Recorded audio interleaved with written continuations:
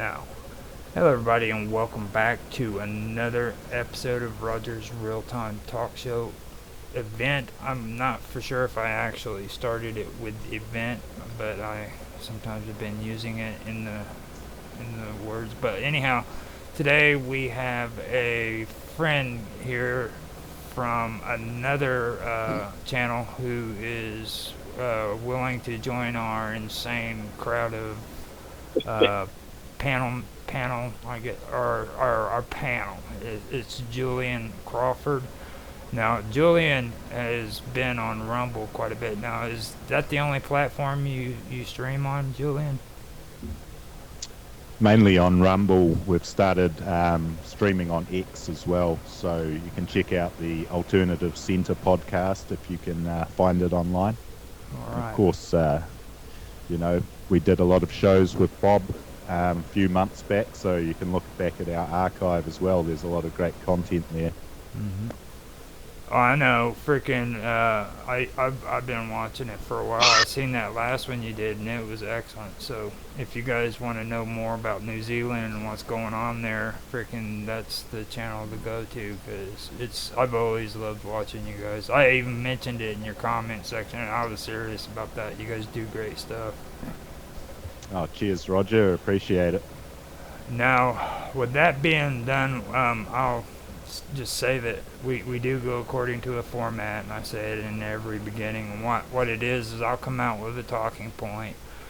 After I come out with a talking point, we usually take 2 minutes, which nobody actually does. But I'll do a 2 minute talking point.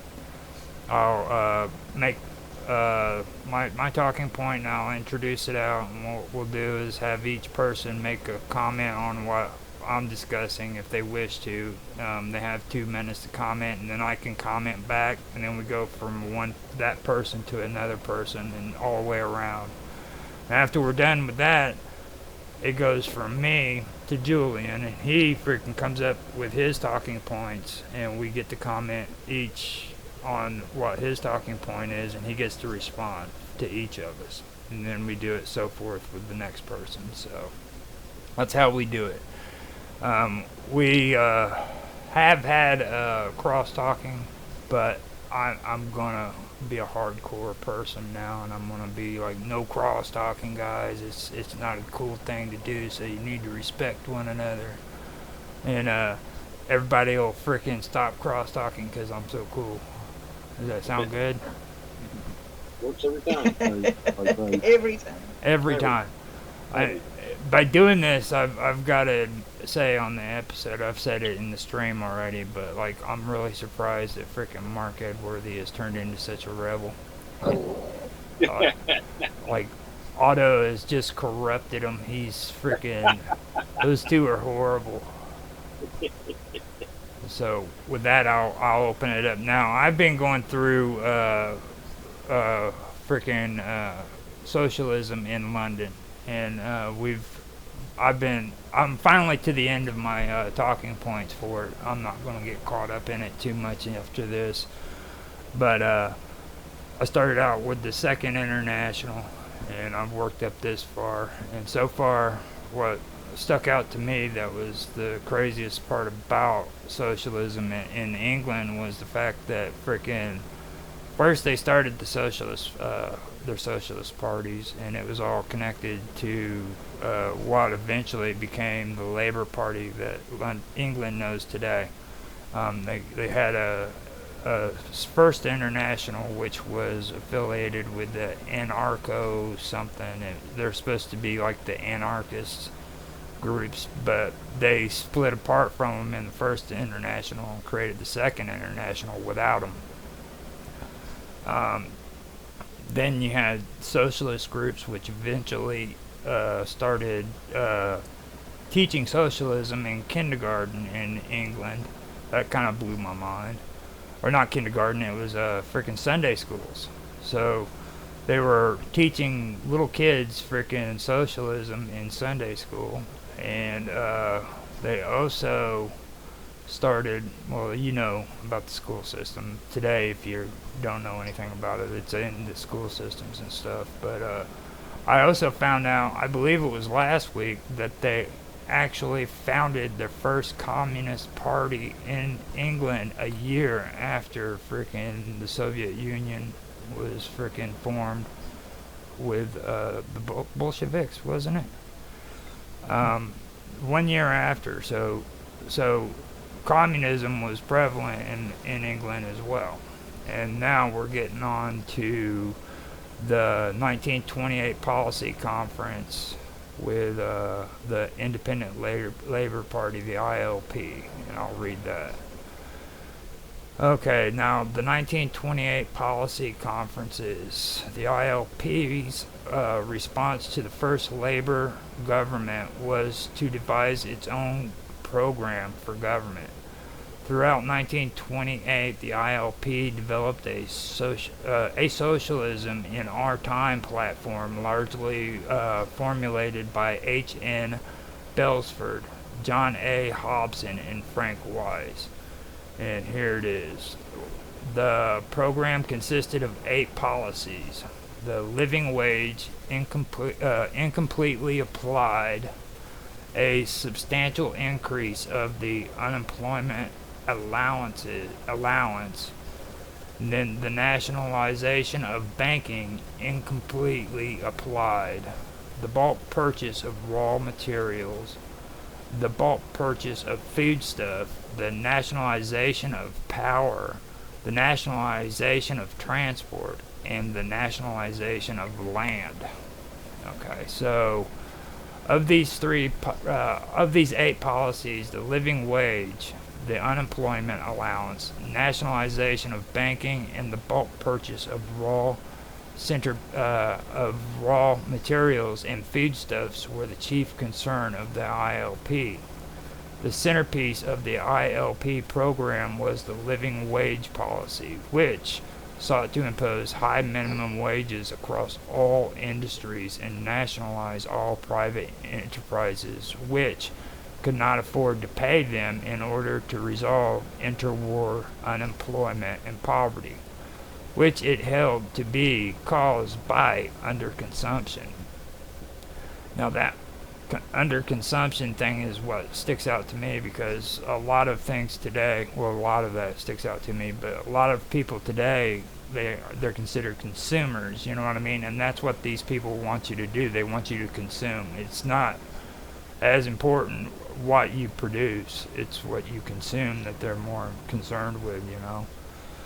But increasing the unemployment allowance and switching to bulk purchasing were to be done in the conventional way, but the method of paying the living wage differed from labor practices. The ILP criticized the continental method of paying wage allowances from employers' pools, which had been implemented in 1925 by Rice Davies. The ILP proposed to redistribute the national income, meeting the cost of the allowances by taxing higher income earners. Sound familiar? A nationalization of banking involved more significant changes to economic policy and had nothing in common with labor practices. The ILP proposed that once a labor government took office, it should hold an inquiry into the banking system that would prepare a detailed scheme for transferring the Bank of England to public control, revise the operation of the Bank Acts, and ensure that control of credits is exercised in the national interest and not in the interest of powerful financial groups. By making creditors shift entirely to checks and deflation practiced by the Treasury, checks and possibly getting rid of gold reserves. Okay, shifting entirely to checks, CHEQUES, and possibly getting rid of gold reserves, thus ending the policy of deflation practiced by the Treasury and the Bank of England. Now, I've heard of inflation, and that word deflation is something that frickin' I'm not really too familiar with, so that's something that if you guys have any information on it, I'd love to hear it. Now it goes on for a little bit more. It says the labor leadership did not support the program. In particular, McDonald objected to the slogan "Socialism in our time," as he viewed socialism as a gradual process. For the duration of the second labor government between 1929 and 1931, 37 Labor MPs were sponsored by the ILP, but none were appointed to the cabinet. Instead, the group provided the left opposition to the Labor leadership. In 1930, ILP conference decided that where their policies diverged from the Labor Party, their MPs should break the whip to support the ILP policy. So I may have read that a little bit wrong. So the two things that stick out to me in this is frickin' policy of deflation practiced by the Treasury and the Bank of England, and then also actually there's a couple things, and then this thing about handing land over to the state. That's something that was kind of concerning to me. Also, the banking practices, making it a public control and taking any kind of powers away from powerful financial groups. You know, I'm not big on powerful financial groups, don't get me wrong, but I don't like the idea of it being a public freaking utility, you know what I mean? Like here in the United States, we have the FCC. You know, and if you know anybody in America, the FCC isn't anything that they like. Not too many people like it. So, and there's a couple of other things in here, but I think I should probably practice what I preach and keep it down to a 2-minute limit, and that was a lot of reading. So. With that, if you guys have any comments on that, I'll open it up to Julian, see what his take is on it, and see what you think. Isn't it amazing how they still talk about those same issues today? Like the living wage is a big campaign here in New Zealand, but people act like it's a brand new idea.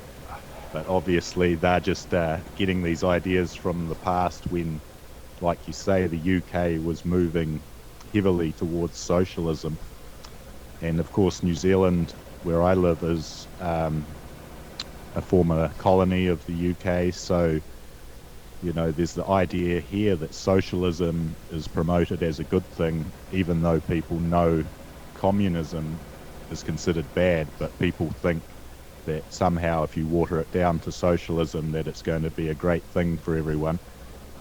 And it also went hand in hand with the decline of the British Empire, because around that time they put out the Statute of Westminster, which essentially prevented the Parliament of the UK passing laws on behalf of these colony countries. So, it's like I say, people think that there's a big difference between socialism and communism, but as you mentioned, the Second Internationale, they all agreed, despite their differences in how they would achieve their goals, that they ultimately all share the same goal. So that's the Social Democrats, the Socialists, and the Communists. They all have the same ultimate goal, but they disagree on how they want to achieve it. So, like you say, they want to do it gradually, a lot of them, whereas the Communists want to do it as a revolution that just happens instantly. So we've seen this gradual implementation of socialism, because then it's harder for people to oppose the changes because it's so incremental.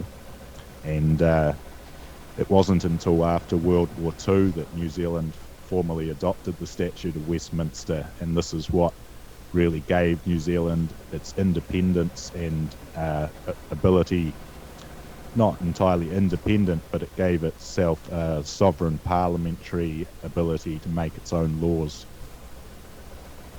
That's pretty good.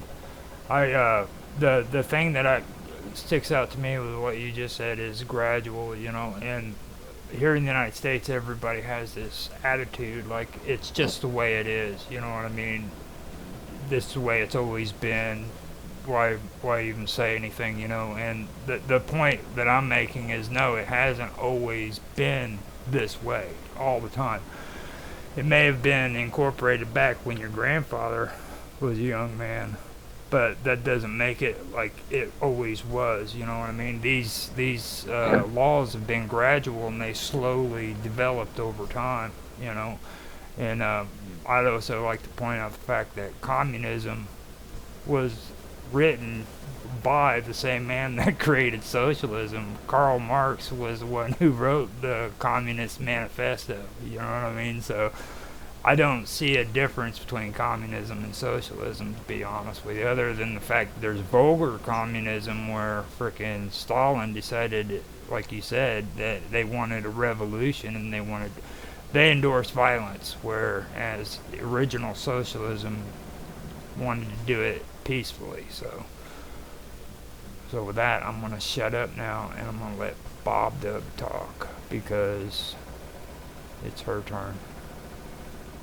Thank you. I think that it's so interesting. For me, the really fascinating thing that I'm developing in my thoughts is something that Otto tuned me into.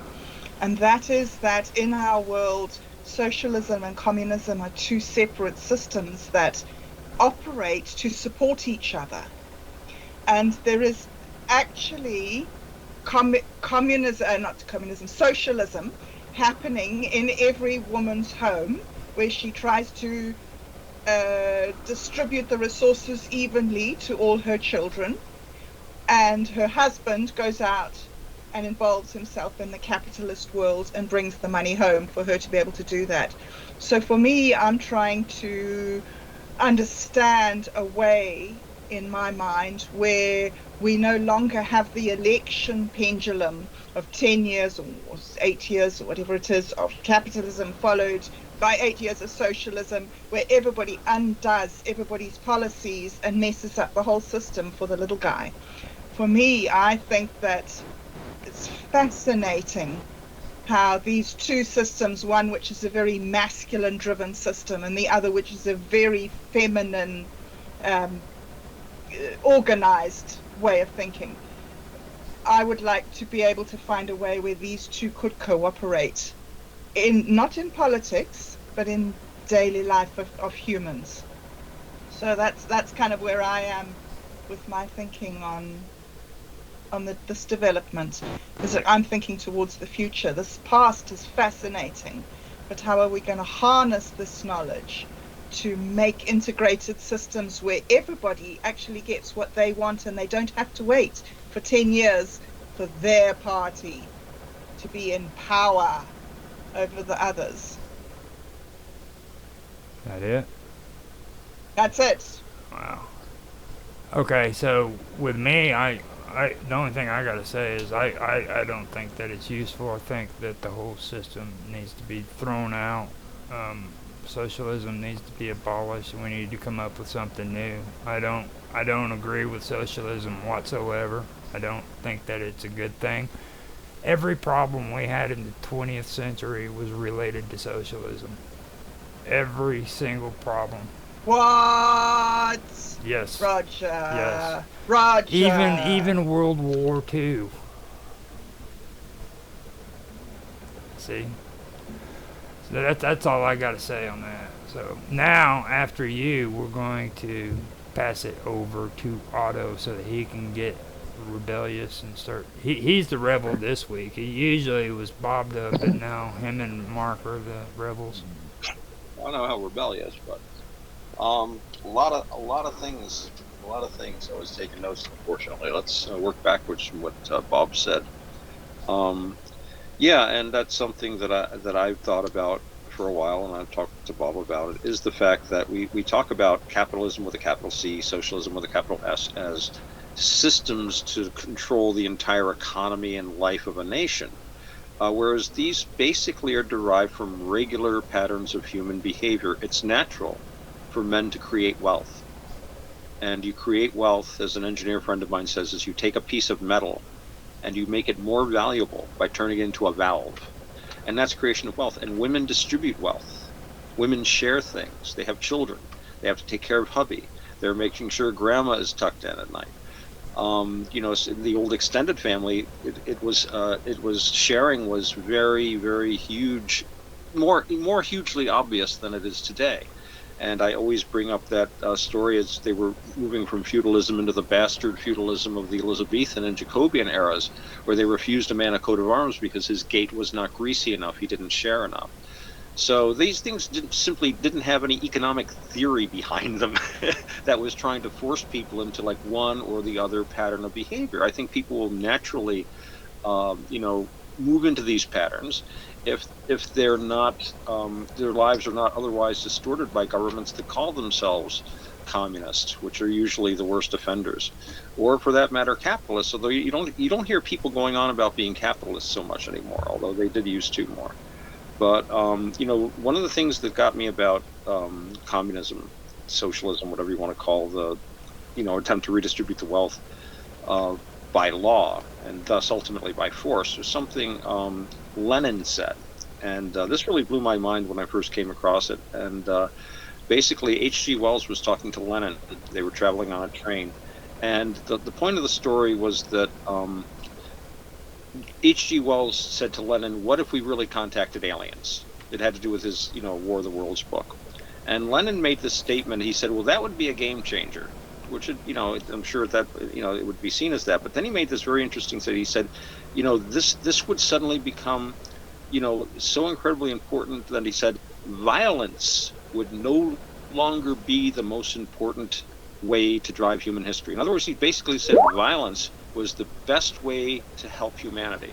So, you know, this is a philosophy predicated on violent overthrow. And again, with the communists we have around today, they're not like the good old you know, the Stalinists, and before that the Marxist-Leninists. I knew old style Marxists, and they would laugh at a lot of this stuff. The thing is that a lot of even the way communism is presented has changed with time. It's become more politically correct and more ridiculous, really. You know, when you look at this intersectional stuff and redefining the class struggle as a racial struggle or as a gender struggle, this is completely anathema to the Marxism I learned about when I was a little kid, where the whole point was that you ignored race and you ignored gender, and instead the struggle was against the bourgeoisie. These were the class enemies, the owners of the means of production and distribution, and the classes which support them. Every single one of those kids in college in Antifa, they're all class enemies.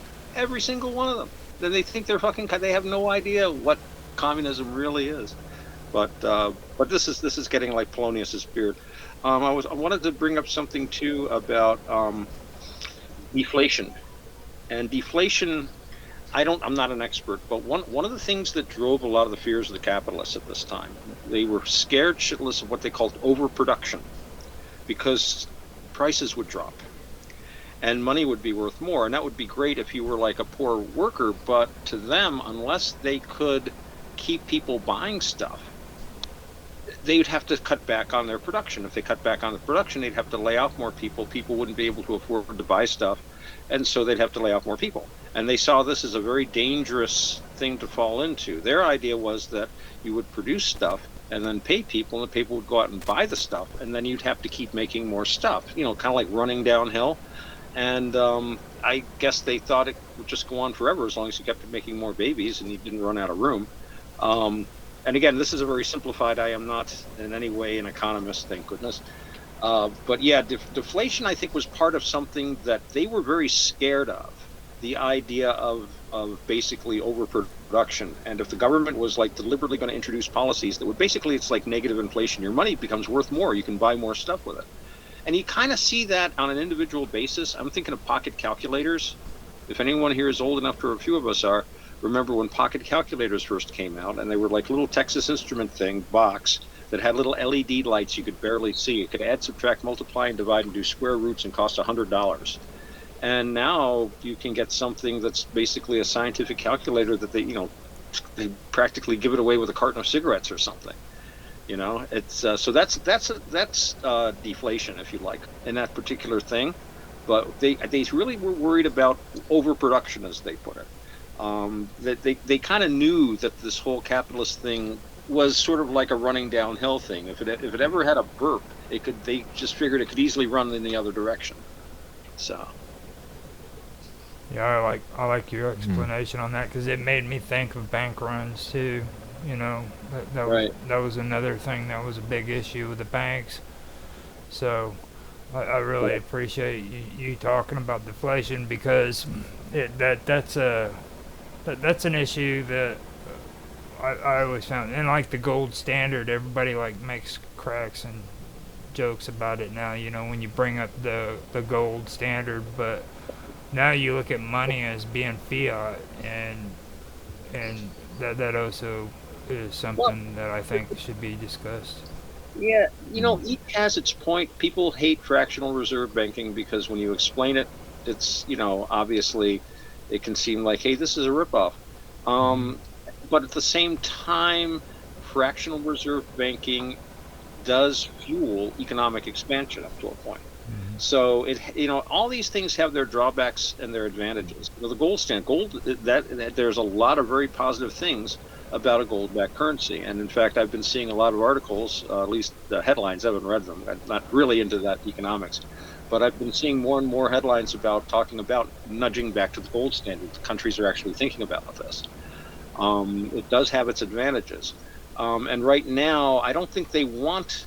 Fiat and fractional reserve banking does drive a lot of economic activity, but right now I think we're having too much economic activity and it's going in the wrong direction. So maybe they're thinking now we look to the advantages of a gold backed currency, but I don't know if they would ever go to that. But I think all these things, you got to look at them as they're pluses and minuses. Okay, so now it's Mr. Wildman himself, Mr. Mark Edworthy's turn. So, what do you got to say there, bud? Okay, couple of points. First of all, I've got to correct you. You mentioned the FCC earlier when you were actually talking about the Securities and Exchange Commission. You were talking about the Federal Communications Commission, one department.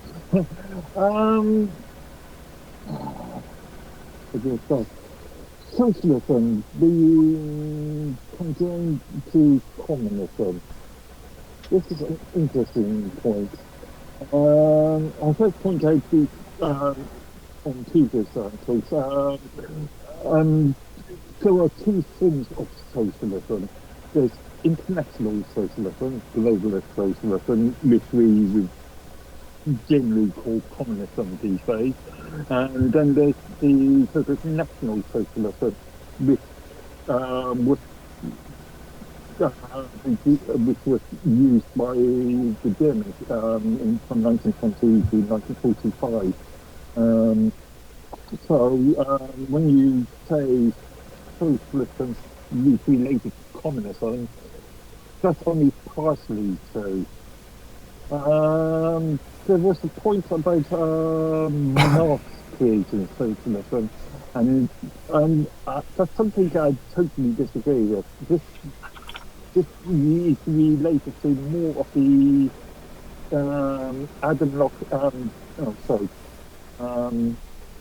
Adam Smith and John Locke argument of the nurture versus nature point. And this goes way back to, the 17th century. And as far as devolution is concerned, that's an interesting one when you consider the issues of that we saw in Europe during the 70s and 80s with things like the so-called milk mountains, where there was an oversupply of milk being enforced by the government, and created a reduced reduced profit for milk. So yeah, it's the sort of less than fair sort of economy footprint where you've got the less amount of product and the more demand, the higher the price goes. The more amount of products, lower the price goes. One interesting thing about the milk mountains is that quite a few cheeses wouldn't even exist these days if it wasn't because of what happened in the 70s. Also, socialism and corporations. This is another form of, we've seen a third form of socialism these days. There is, it's a more of a corporate socialism. So when it comes to things like the more cosmetic arguments, I mean, race, gender, color, blood, these are, a lot of these things are being pushed by corporations to try and to use this sort of inclusive thing to allow them to sell the products or to make it fashionable for those products to be sold to demographics that in the past may not have purchased those products. So yeah, the idea of socialism just being a communist thing is, on the face of it, it sounds possible, but in reality, it's a wider scope. Yeah. Well, with me, see, from what I've been learning about it is like with what you just said there, like that's the way your mind's been groomed, okay? Of course it's supposed to be complicated and more complicated because that is the way socialism is supposed to be. It's supposed to complicate things and make it more freaking about freaking this and that. They want to break it up. It's just like the name socialism, okay? It wasn't originally socialism. Like you mentioned John Locke and what was his name? Adam Smith, yeah, John Locke and Adam Smith. And what's his name over in France too? Gaulisk or whatever is. Yeah. But anyhow, you know, back then they called themselves realists. And like everybody today likes to run, well, I'm a realist, and not one of them really understands what they're calling themselves. You know what I'm saying? Being a realist is what started the age of romanticism, where people revolted against the realist ideas because they wanted to tell you that this is a fairy tale, this isn't true, you need to stop believing in this stuff, and you need to look at the real aspects of life. Well, that's when you started getting the age of romanticism, where frickin' they came out with the Brothers Grimm, who was talking about real issues, but turned it into a fairy tale, you know, like Hansel and Gretel. You know, that was inspired because people in Germany were abandoning their children in the woods, you know. But that was a reaction to the realist, and it evolved and it changed its names. It's just like now you like to use the term freaking globalist, okay, or the word progressive. Oh, I'm progressive. You know what that means? That means you're a freaking socialist. Period. That's what that means. That means you are a socialist. National socialism. Now, National Socialism is aimed towards people who are into the national idea. Frickin' that doesn't mean that they're less socialist than people who are frickin' just globalists, you know, global nationalists, whatever you want to call it. They're all socialist in nature, okay? Now, like, when it comes to what you're talking about with corporations, that's where I think a lot of people overlook what freaking fascism really is, okay? And if you take a look at National Socialists like Adolf Hitler, and what made him a fascist state was the fact that he allied up with people like Krupp, who frickin' ran the frickin' factories and did the slave laborers with the Jews so that frickin' they could produce frickin' weapons, okay?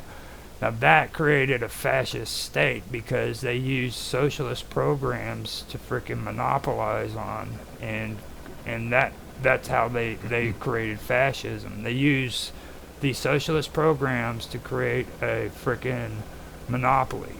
So, like here in the United States, we have prisons where these prisoners have to be fed. So, of course, people have to make bids on them, okay? And when they make bids on them, they have to have credentials in order to go in and frickin' cook food for them.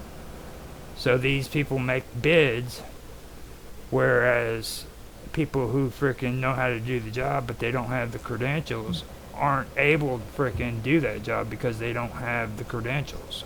You see, that's actually a monopoly, and that's what they're doing. They're setting up monopolies, and that would technically be a fascist state. That would be a form of fascism. You know what I mean? So and like the EU, I know what you're getting at with the EU. I think the EU is 100% fascist.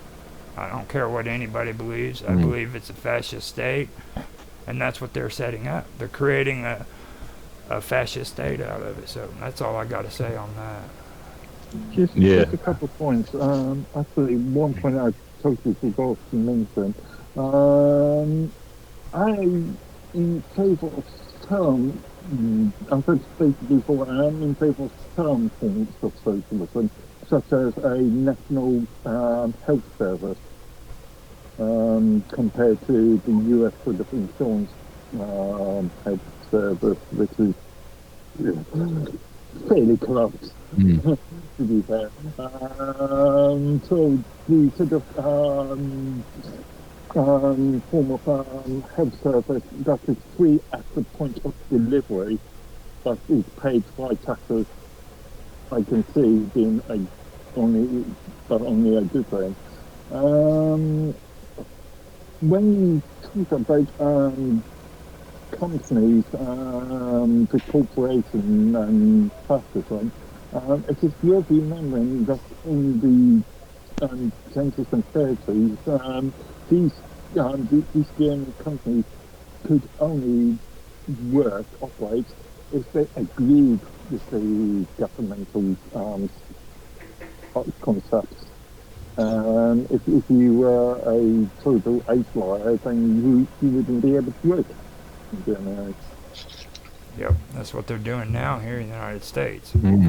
Okay, so now we are turning this over to Julian. You got your talking points, Julian?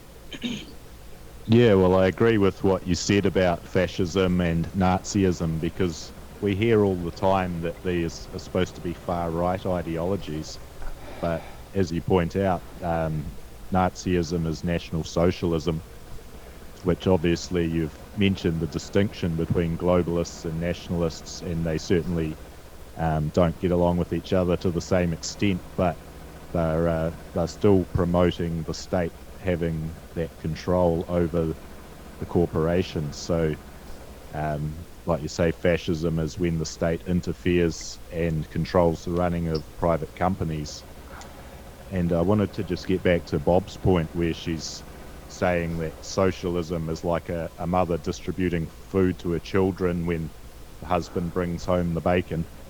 But I would see it more like the husband goes to work, brings home the bacon, and then your neighbour comes over and takes half of your food for free and you can do nothing about it. So it's like a form of organised theft, and it's the real problem is that who do you put in charge of the decisions of whose money is going to be taken from whom and given to who? So you have the inefficiency of governments distributing wealth, and it can never really have the efficiency of the market mechanism where the market can the free market can set the price of goods and services based on supply and demand, whereas when socialist governments get involved, that can distort that mechanism. And there's the whole idea that if you tax the wealthy too much, then the entrepreneurs and the people who are actually coming up with the innovative ideas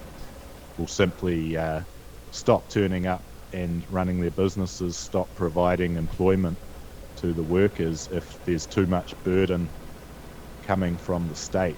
And also the point about going back and forward between socialism and capitalism, really we see this this gradual move towards socialism called the dialectical materialism. So they're always trying to create the synthesis between the thesis and the antithesis. So the point where we are now would be the thesis, and then they're wanting to get towards communism. So they create the synthesis between the current system and the communist system to gradually move in that direction. And usually when you have a right-wing government come in, they don't actually reverse all of that. They may just maintain a lot of those previous left-wing policies. So we've never really seen a true capitalist society to really judge how well capitalism works, because you would have to remove the government's interference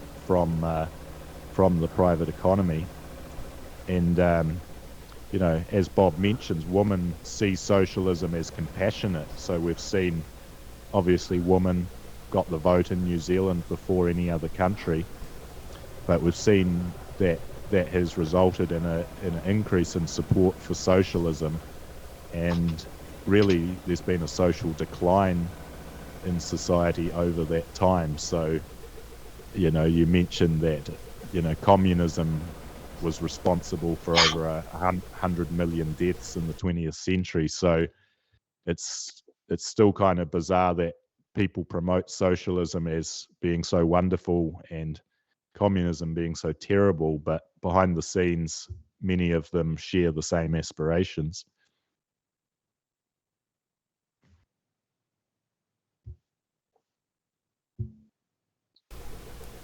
Roger, what's Okay. happened to you? Yeah, I'm here.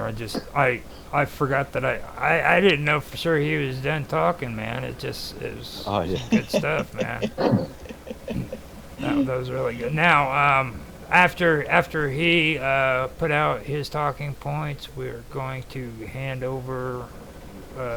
it over to Bob Dub so that she can respond to what he had to say. Now remember, this is his talking points, guys, so don't worry about what I just previously said unless you want to talk about it, but stay focused on what Julian had to say. Julian, I think that's fascinating. I have found it very hard to understand the New Zealand system of government, and it's beyond me totally. So it's fascinating for me listening to you, because I cannot understand the dynamics of it. From how I understood it always, socialism is a thing that happens in the world. And Karl Marx, when he came along, he observed socialism and decided that would be a good idea to force people to comply with this naturally occurring system.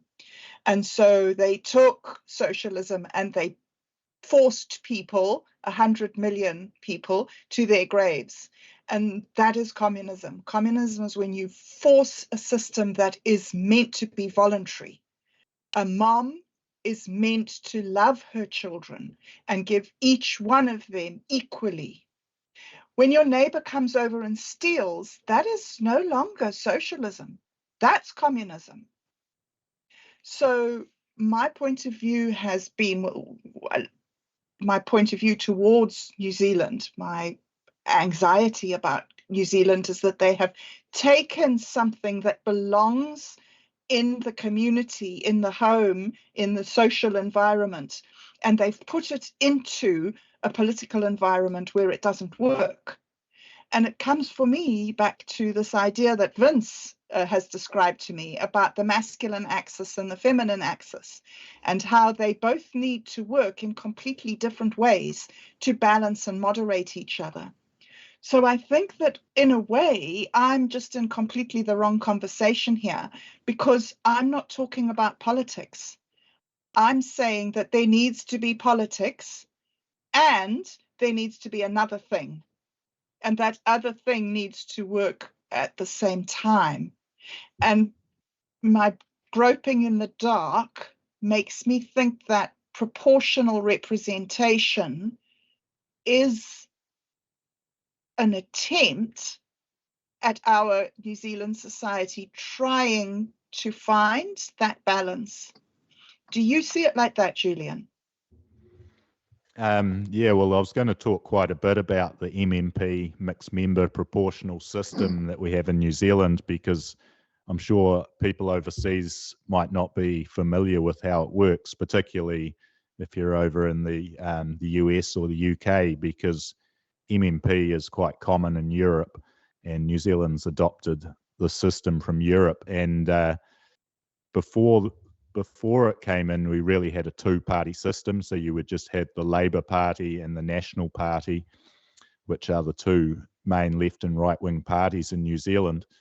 So they brought in MMP so that smaller parties could also get into Parliament. So you basically have two votes. You vote for your local candidate and you also vote for a nationwide party.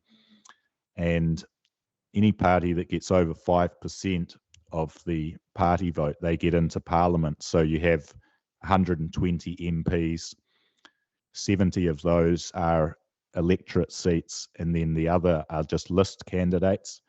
So the list candidates are just selected by their parties. They're not entirely appointed democratically. They're basically brought in depending on how much votes the party gets. But the problem is that the 5% threshold's quite high for any new parties. So no new political parties have actually been able to get into Parliament. All the parties in there have originally split off from the two main parties, the Labour and the National Party. And as you mentioned about the British Labour Party being socialist, it's very much the same with the New Zealand Labour Party. They like to sing the red flag and the other communist anthems behind closed doors.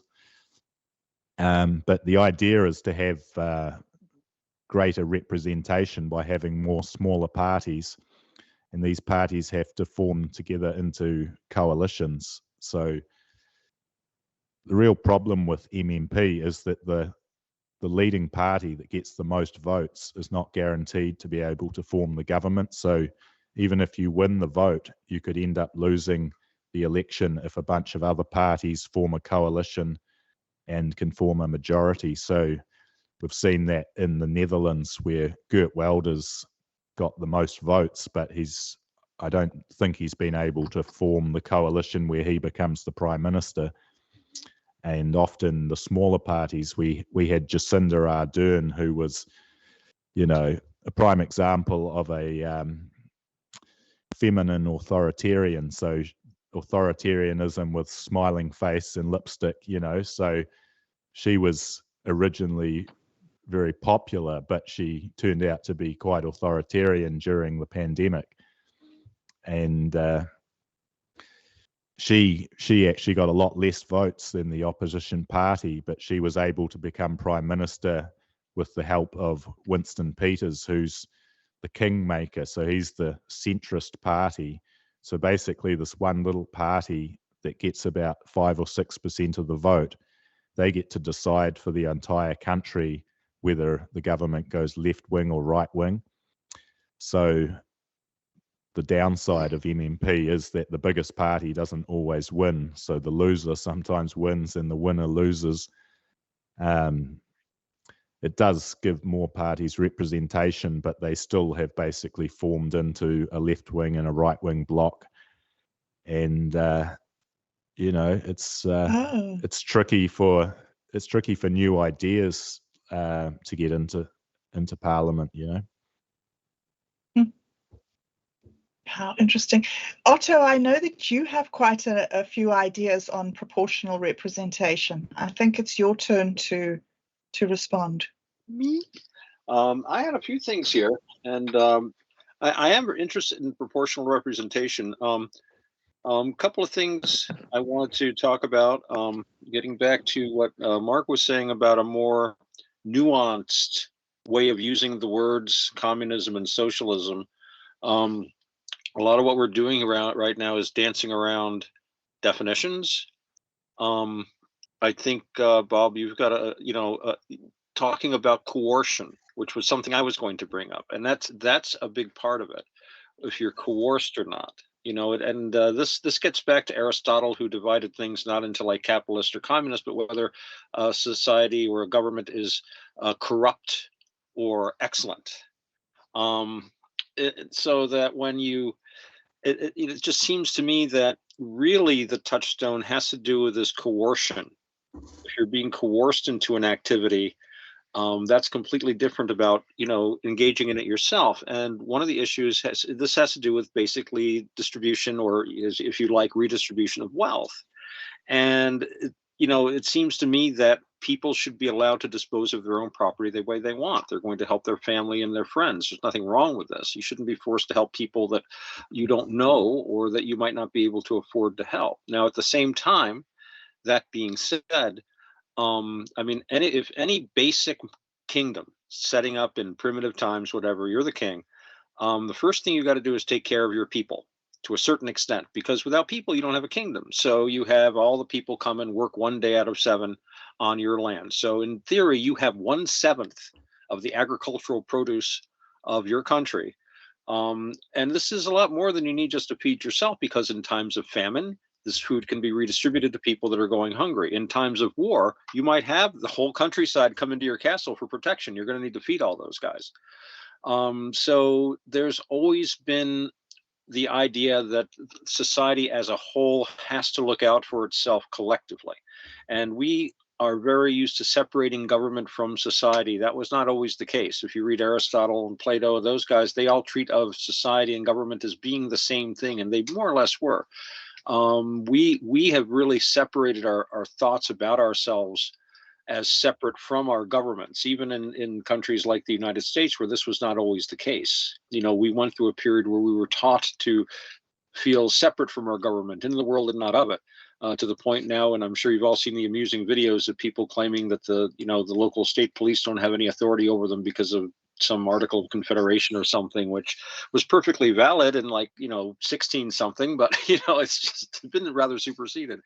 And it's like, well, what country where is your society then? What country do you belong in? Will you please burn your passport, driver's license, and credit card then, please? I'm sure your country, whatever it is, will issue. No, you're in the society you're in, and you have to deal with it willy-nilly. But yeah, I think people originally saw little or no difference between their society and their government. It was all like more of a seamless continuum kind of thing. But yeah, but in any event, there's always been a collective activity of people. It usually doesn't have to be directed forcibly. And this all gets back to Plato's Republic, which Plato thought that, and he got this from the Pythagoreans, I think, unity was the highest good. So ultimately, he wanted to compel everyone to be unified. In Plato's perfect state, there is no private property. There is no privacy. There is no giving or taking in marriage. There is no family. And there is no education beyond what is needed for you to perform your job. And it sounds familiar, doesn't it? In fact, every authoritarianism, right, left, and sideways, I would say ultimately anything that wants to coerce you into conforming. And I guess that's my pet thing about this. It has to do with the coercive factor. If people want to get together and try to create any kind of a social or economic system they want to, great. I wish you luck. But better not, point a bayonet at me and say, well, you've got to be part of it too. No, thank you. And what's the old saying? Your right to swing your frying pan ends where my nose begins. And I think that's, my basic attitude about that. So. Just on the point of Plato's Republic, I mean, it's a fascinating book. Obviously, I'm hoping to actually write a book about the Republic as well at some stage. But I believe the communal ownership of property is mainly for the philosopher kings and the guardian class, whereas the working class, I believe, still can have money and private property to some extent. But yeah, it's different to how our society is, because politicians can benefit financially from being in power. So there's a financial incentive for them to get into parliament and being in a position of power. I would prefer what Plato said, where the politicians should basically not get paid. They should live communally in basic huts, and then the only people who would want the power would be the people who are not doing it for financial gain. So, like, I'm sure that socialists and communists do see inspiration in Plato's Republic, but my personal understanding is that it doesn't apply across the whole society. It's mainly to keep the politicians and the ruling class in poverty. Well, you got to remember the philosopher kings, their main job was to maintain the society. They didn't really have, they weren't like meant to be going around and philosophizing. It all had to do with the orderliness of the society. And of course, the guardians were the guardians. They were the ones who held the knowledge. And I think Plato understood that you needed to have, to a certain extent, a state needed to be supported by the more or less normal functioning of the economy of Greece at that time. I don't think he could. I didn't think he could see anything too advanced about that. It's still going to be the same kind of basic, olive culture and the same traditional farms and farming techniques and stuff like that. But I think just his emphasis on compulsion and ignorance, and educating people, and again, it starts off with. I think it's the age of 8 they start them with. Everyone over the age of 8 or 9 is marched out of the city and is never seen again, ... All shot one. So he starts off creating his perfect city by mass slaughter. And of course, I've seen this argued that it's just kind of a joke. But actually, there was a guy named Strauss did some fascinating lectures on related topics in the 1950s. And he wrote about and lectured about how Plato's Republic is actually a reflection of the Assemblywoman, the play that Aristophanes wrote. And basically, Plato had Aristophanes' play in front of him, and it's basically a refutation of Aristophanes. And there's actually something on my channel, a guy I know who is very interested in Aristotle and Plato and these subjects, does a presentation of this analysis. You might find it of interest, and I will get the link to you. I think, especially if you're interested in Plato and in the Greeks, you know what they say, start with the Greeks if you want to understand our civilization.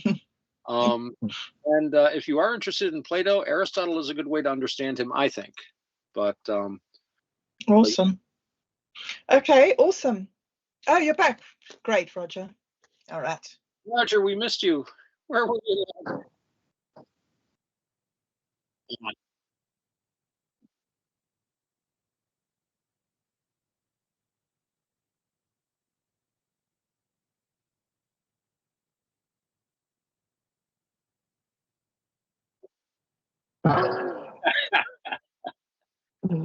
Oh,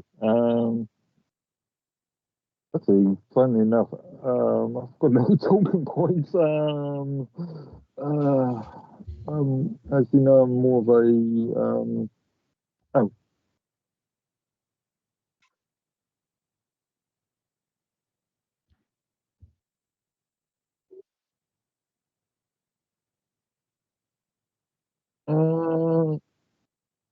I'm just thinking.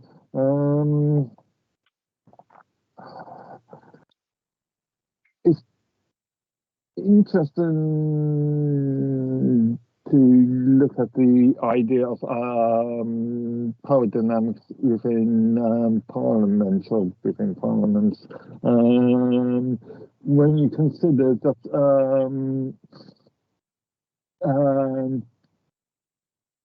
the government isn't the only real power dynamic. You've also got things like the opposition, you've got the higher houses, so in the UK it'd be the House of Lords. And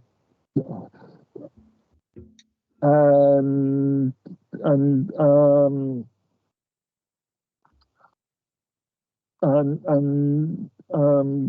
are seeing at this present moment, especially in the UK, where there's a potential of Labour coming into power in June the 4th or July the 4th elections. A real possible happening. But we see new parties being created and the possibility of new parties becoming the opposition. So in the UK case, we could see a increase in the Reform Party being part of the opposition. So the idea of governments having full control is just a bit of a misnomer, right? Don't leave it like that. Okay. Oh, I almost forgot. I did want to ask Julian a question about Parliament. Now, you mentioned that there's a threshold of 5%. Do you think it would help if the threshold were lower, say like 2% or something like that? Do you think more parties would help shake things up more, or do you think just the way the rules are written is what's making it happen? Yeah, I think you can see in other countries that if you have a lower threshold, then obviously it's easier for more smaller parties to get in, because with the 5% threshold, if you vote for a party and it gets less than 5%, which is quite a few of the more fringe parties, and then your vote is essentially wasted. So that means that your vote's not counted. So that proportionally means it's easier for some of these other parties to get votes, because they're not having to count 100% of the votes. The proportion is going to be scaled up from the whatever 90-something% of the votes. So it's a lot better to have a lower threshold, because then you have more variety in Parliament. But the problem is you get also some fringe lunatic parties being able to get in. So party. Another party. I mean, in New Zealand, there was a party called the Christian Coalition, or I believe it was the Christian Coalition, and they got about 4%. So they were very close to getting in, but it came out that their leader was a pedo. So people were relieved at that point, because of the 5% threshold had kept them out. But obviously there's a lot of genuine movements that can't get any representation. So personally, I'd like to see the threshold lower, and that would also introduce more permutations in the coalition negotiations. Usually there's just usually we have Winston Peters, who is sort of like the Donald Trump of New Zealand. He's a Maori. He's sort of a Maori version of Donald Trump. He's a nationalist and a centrist. And he basically is always in the middle, who deciding whether to go with the left or the right. So it'd be good if there was multiple parties in the middle that could make different permutations and combinations. Right. So it's not just this one guy deciding for the whole country. You can make more compromises that way, instead of just having one guy be the kingmaker. Okay, so I'm sure he has a lot of power in a position like that. So,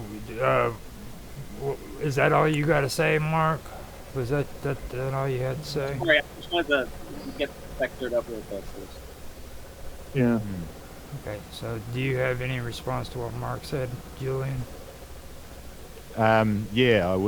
It was interesting how you mentioned about the House of Lords and the different parts of the parliamentary system. In New Zealand, we really have sort of a constitutional crisis, because we don't see the same separation of powers like you would have in the United States, for example.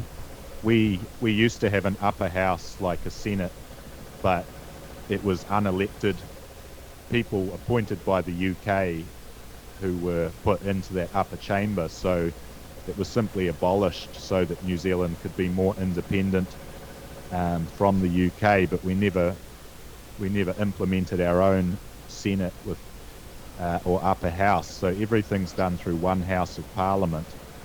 But you also have the prime minister, who is like the majority leader, being the most powerful person in the house, more powerful than the speaker. And they also are the head of the cabinet, which is like the executive. And then they get to appoint the governor general, who is the representation of the monarch. So the representative of King Charles is essentially the head of state in New Zealand, but they're entirely unelected and they're just appointed by the prime minister. So you basically have all the legislature and executive just all rolled into one body. They can pass any law they want, and the courts cannot overturn the laws that they pass. So you really have the three branches of government being collapsed into one in New Zealand, which makes it very easy for them to do whatever they want.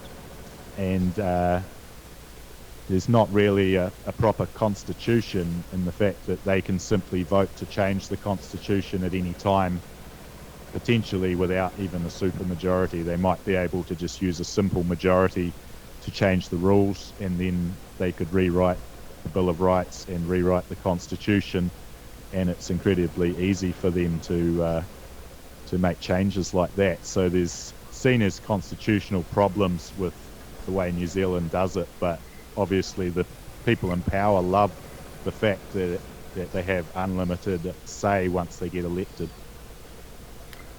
There you go. Now, do you have any response to that, Mark? Yeah, I was just thinking, as far as the EU's concerned, you've got these elected members, but they haven't really got very much control because you've got the European Council, and then an elected body that will tell the EU members what to vote upon. And there's the old comical thing of the Lisbon Treaty, where the EU went to Ireland, or the Republic of Ireland, and said you vote on membership of the EU, or you vote on the Lisbon Treaty, and when the public of the voted, the EU said you voted incorrectly, vote again, and I think this happened 2-3 times. And we are seeing, in as far as the UK is concerned, you've still got areas where the EU still takes control of, such as farmer subsidies, fishing subsidies, the migration issues that you're seeing at this present moment, and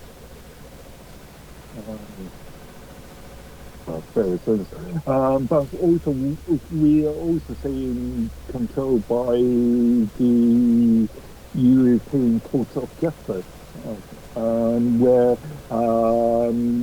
there are certain laws enshrined in the UK which states that any new laws have to be considered by a set of standards as set by a foreign entity, the European Court. And we are coming in the next couple of months, years, we are seeing the World Economic Forum's pandemic treaty, in which if countries sign it, they will have less power to set their own laws, and these laws will be overseen by an unelected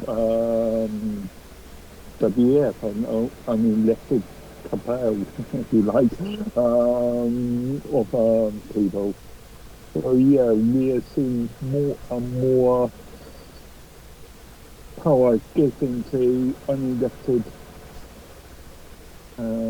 NGOs, kind of, if you want. Yeah. That it. Okay, so I guess it's my turn. I believe so. So there's a couple of things that stuck out to me, and it was like when you were talking about the Greeks. Now, first I want to say before I get started, small Greek wieners. That's it, right there. But other than that, I think when it comes to the way people see things, especially here in the United States, we like to call ourselves a democracy, and the truth is we aren't a democratic government. We're a republic, you know what I mean? And the reason why people make that distinction is because Greece was a democracy, and with that democracy, 80% of the people in that democracy were slaves. 20% were the freaking actual citizens who had the rights that a citizen would have, while 80% of that population were slaves to those 20%, and that was what they considered a democracy, and that's something that a lot of people don't really understand when it comes to democracies. It's geared to where you're a slave to somebody, or you are a part of the 20% who actually have rights, you know what I mean? So another thing that sticks out to me with what you were talking about, the first thing that popped out was the unelected officials. Here in the United States, we say you're either elected or you're selected. Now, government isn't your friend, period. If you have people in government, those people in government are usually people who freaking are selected for their position. They never are elected into office. You know what I mean? And that is something that I freaking have an issue with. And with the election systems here, what it relates to when it comes to what you guys are talking about with these political parties is I've seen where our freaking elections have been handed over to the political parties, and that's not the way it should have been. The founder, or not the founder, I'll say, the first president of our country was George Washington, and he refused to join a political party because he said it was going to be the downfall to this country. And by what I see, it really is, okay? The thing that is really bad is the electoral vote here in the United States, okay? So you've got freaking the power handed over to these political parties, and they appoint one person from each political party to determine where their votes go to, and they've got a certain amount for each party. So each state, they count the freaking the votes up. They've got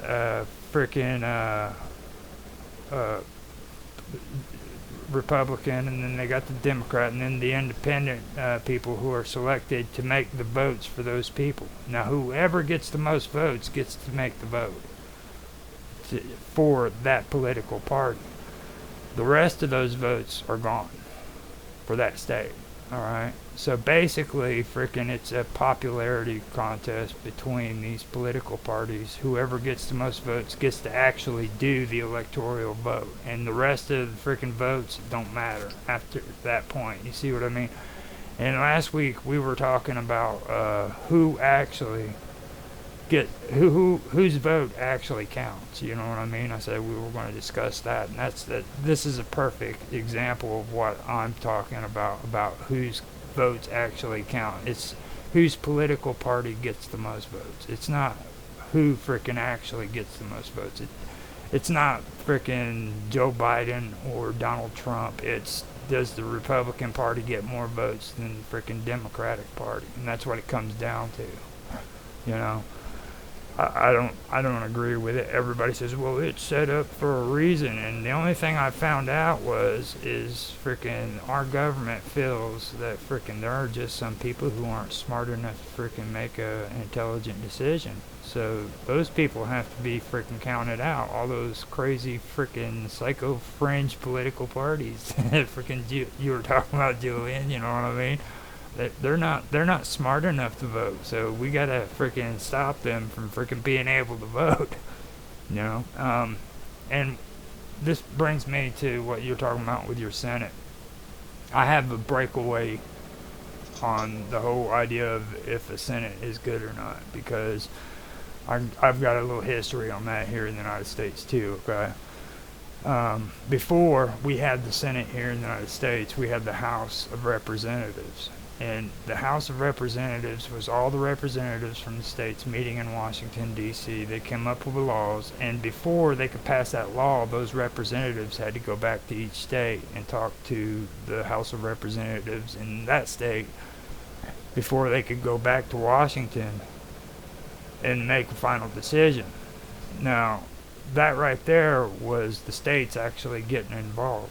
Well, the federal government felt that it would be better to frickin' separate state from federal a little bit more by creating the Senate, where they could have senators as well as House of Representatives showing up in Washington, taking care of their business there, and then these representatives didn't have to go back to the states and get the states' decision on everything. So that basically frickin' separated your federal government from your state government.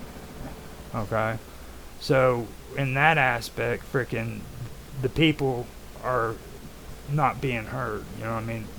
You're getting more power in frickin' Washington D.C. and less in the surrounding states.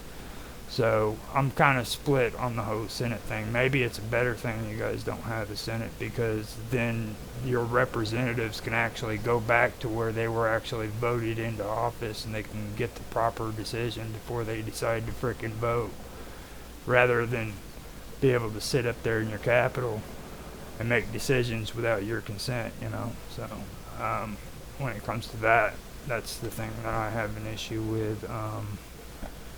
Other than that, you guys talked about so many great things. I don't even know if I frickin' can keep up with you. You know, like I lost track. And Mark, he's just a play on words. He knows good shit. That's all I got on that. There's a couple. Wait, hold up. It's Julian's turn. You guys, you see, troublemakers. Oh, it's all good. I'll just quickly, just getting back to where you started with the whole, the rise of socialism in the 1930s, and that's ultimately the British Empire was dismantled from within, because these, they saw it as imperialism or whatever, so they wanted to undermine the power of the British Commonwealth.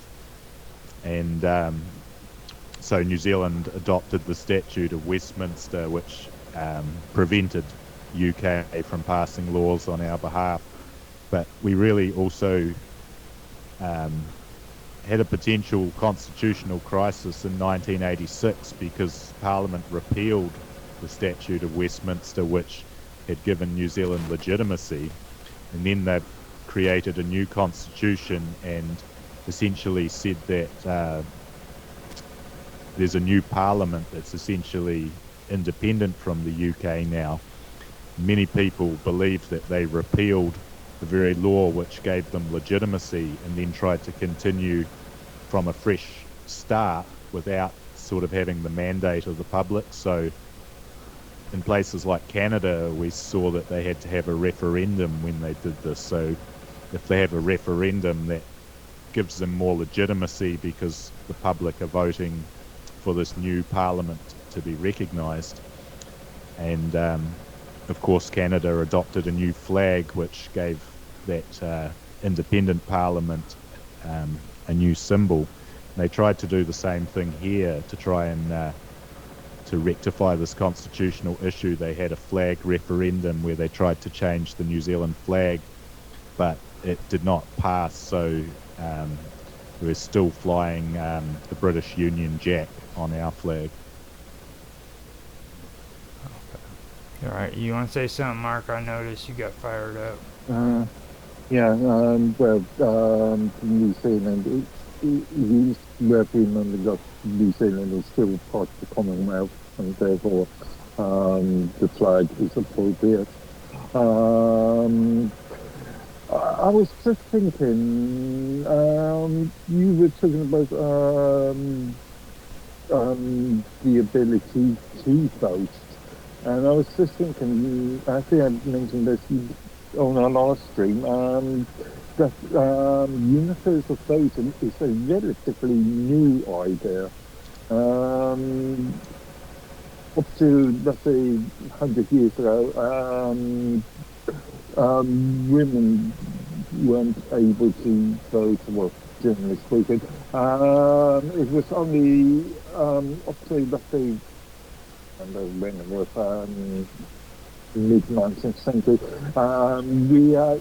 it was only the so-called free men of the nation that could vote. So, yeah, which means a lot of the working class, a lot of the population would not be able to pass their ballot. When I was talking about the powers in relation to the European Commission and WEF, there was something I totally missed out. There's an old 1980s Yes Minister sketch. Yes Minister being a very popular comedy show from the 1980s British comedy show that looked at the workings of Parliament and the workings of the Prime Minister's office. And there's a very good line that was spoken by one of the senior civil servants who mentioned that the real power doesn't really lie with the government at all. Governments come and go every 5-10 years. They all they get moved. But the power, a lot of power, is reliant on civil servants. And we've seen issues in the UK recently with things like the migration issue, where civil servants not not working in good faith and try to push their own agendas on the state. Yeah. All right. So, now that you're done, we are going to hand this over to Bob Dub, which is her turn to make a comment. My turn to make a comment. Yeah, on what Julian said. I don't have any more comments, I'm afraid. My comment is, no, I don't have any more comments. It's all very interesting. All right. What about you, Otto? I agree with everything Bob just said. As a matter of fact, I'm completely behind her 1,000%. One story, your pity, witty, and insightful insights. What a weird way. Thank you for validating me like that, Otto. I've been waiting for that all morning. Okay, since we've been around the table with all of our comments on what Julian had to say, now I am turning it over to Bob Dub. Okay. Well, I don't think I want to back down on my stance, Roger. I think that I want to just underline this is my position for the day, and I will not back down. And with that, I hand back to the chairman. Well, I mean, that was your talking point, you know what I'm saying? I'm sorry, Roger. I don't really have a talking point. I think that one of the things that I have been wanting to bring up for a little while was the UBI experiments that have been done randomly over the ages, and mostly shelved and not brought to fruition, but some suggestive results from some of those show that with a universal basic income, the the recipients did not become lazy. They became more entrepreneurial. They earned more. This laziness never materialized. The drunkenness and the debauchery has never materialized. In fact, what did happen was that there was a drop in crime and a more healthy and balanced community as a result. There was also some very interesting things that people started working harder. They found that a short-term UBI was the least impactful. So it definitely takes some time for people to change their minds and understand that they're not being tricked after years and years and years of being manipulated, as has been mentioned several times this morning. So this freedom that people have when they have enough money to live on seems to provide a huge boost to creativity and productivity if you give it time.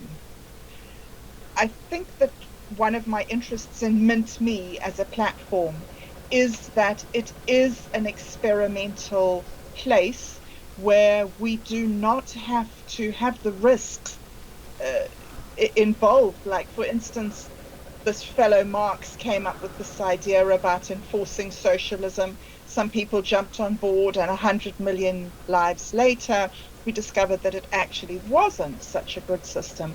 However, with something like Mint Me, which we do on a really small scale, you don't need to have these risks.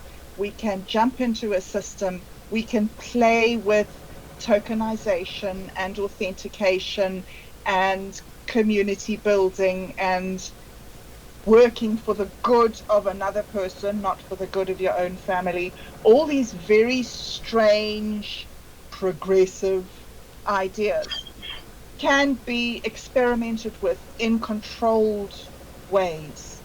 And one of the wonderful things with the Minds the card game token, is that he is on a mission to give people an opportunity to mint their own coin for free, and he is in a position at the moment where he can sponsor a person with a new coin, a new token, to actually deploy their token onto the blockchain and begin that process. What are you interested in? Do you want to trade up your token? Do you want to start a community?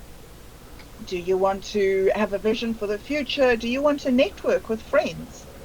So I feel that, again, sort of introducing something not political into a political system.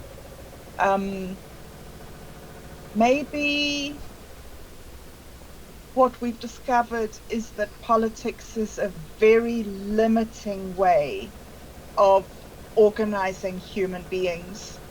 And you mentioned earlier about how we need a slave system. We need these people to be there to be used.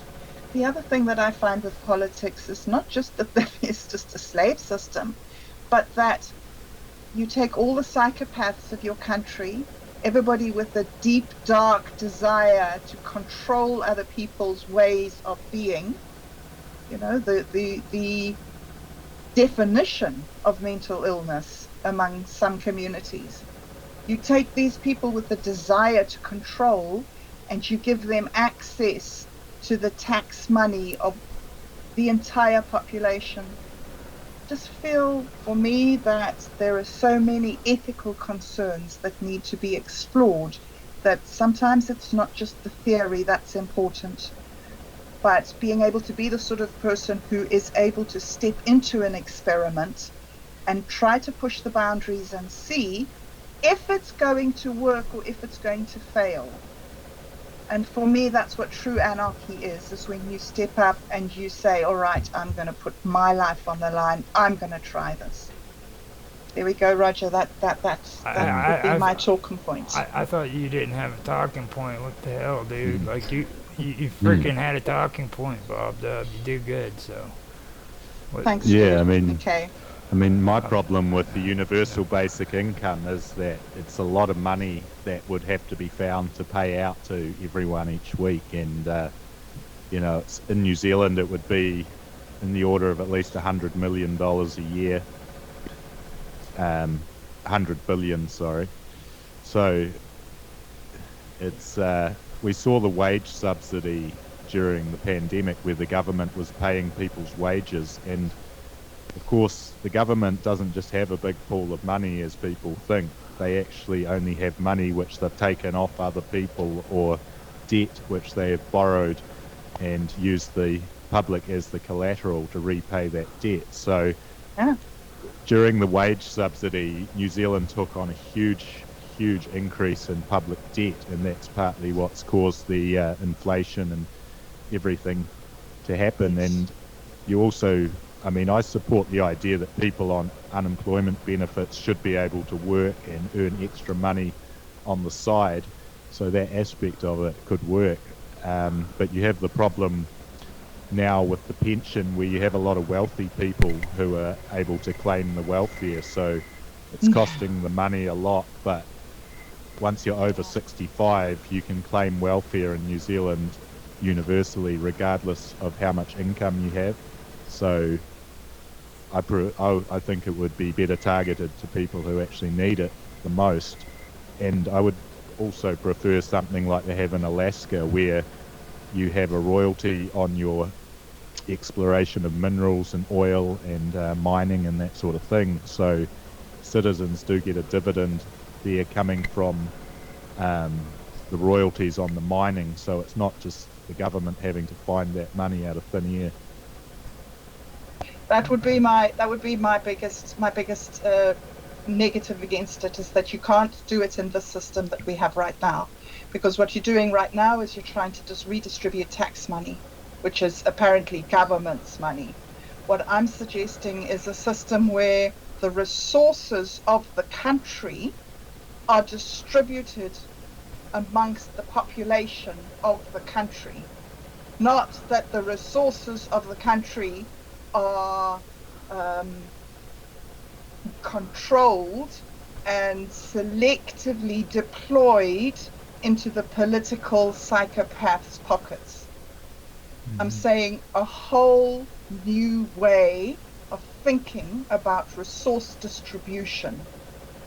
But there's a huge big problem, because what do you do then about somebody who's living in the middle of the Sahara Desert? Because he's got enough sand. He doesn't need more sand. So I'm not saying that I'm coming here with a whole lot of solutions. I'm coming to the table with a whole lot of objections to the current system, because I don't have blood in my veins. I only have anarchy flowing. The monster. She's the beast. I am the beast. Okay, so now Otto, your turn.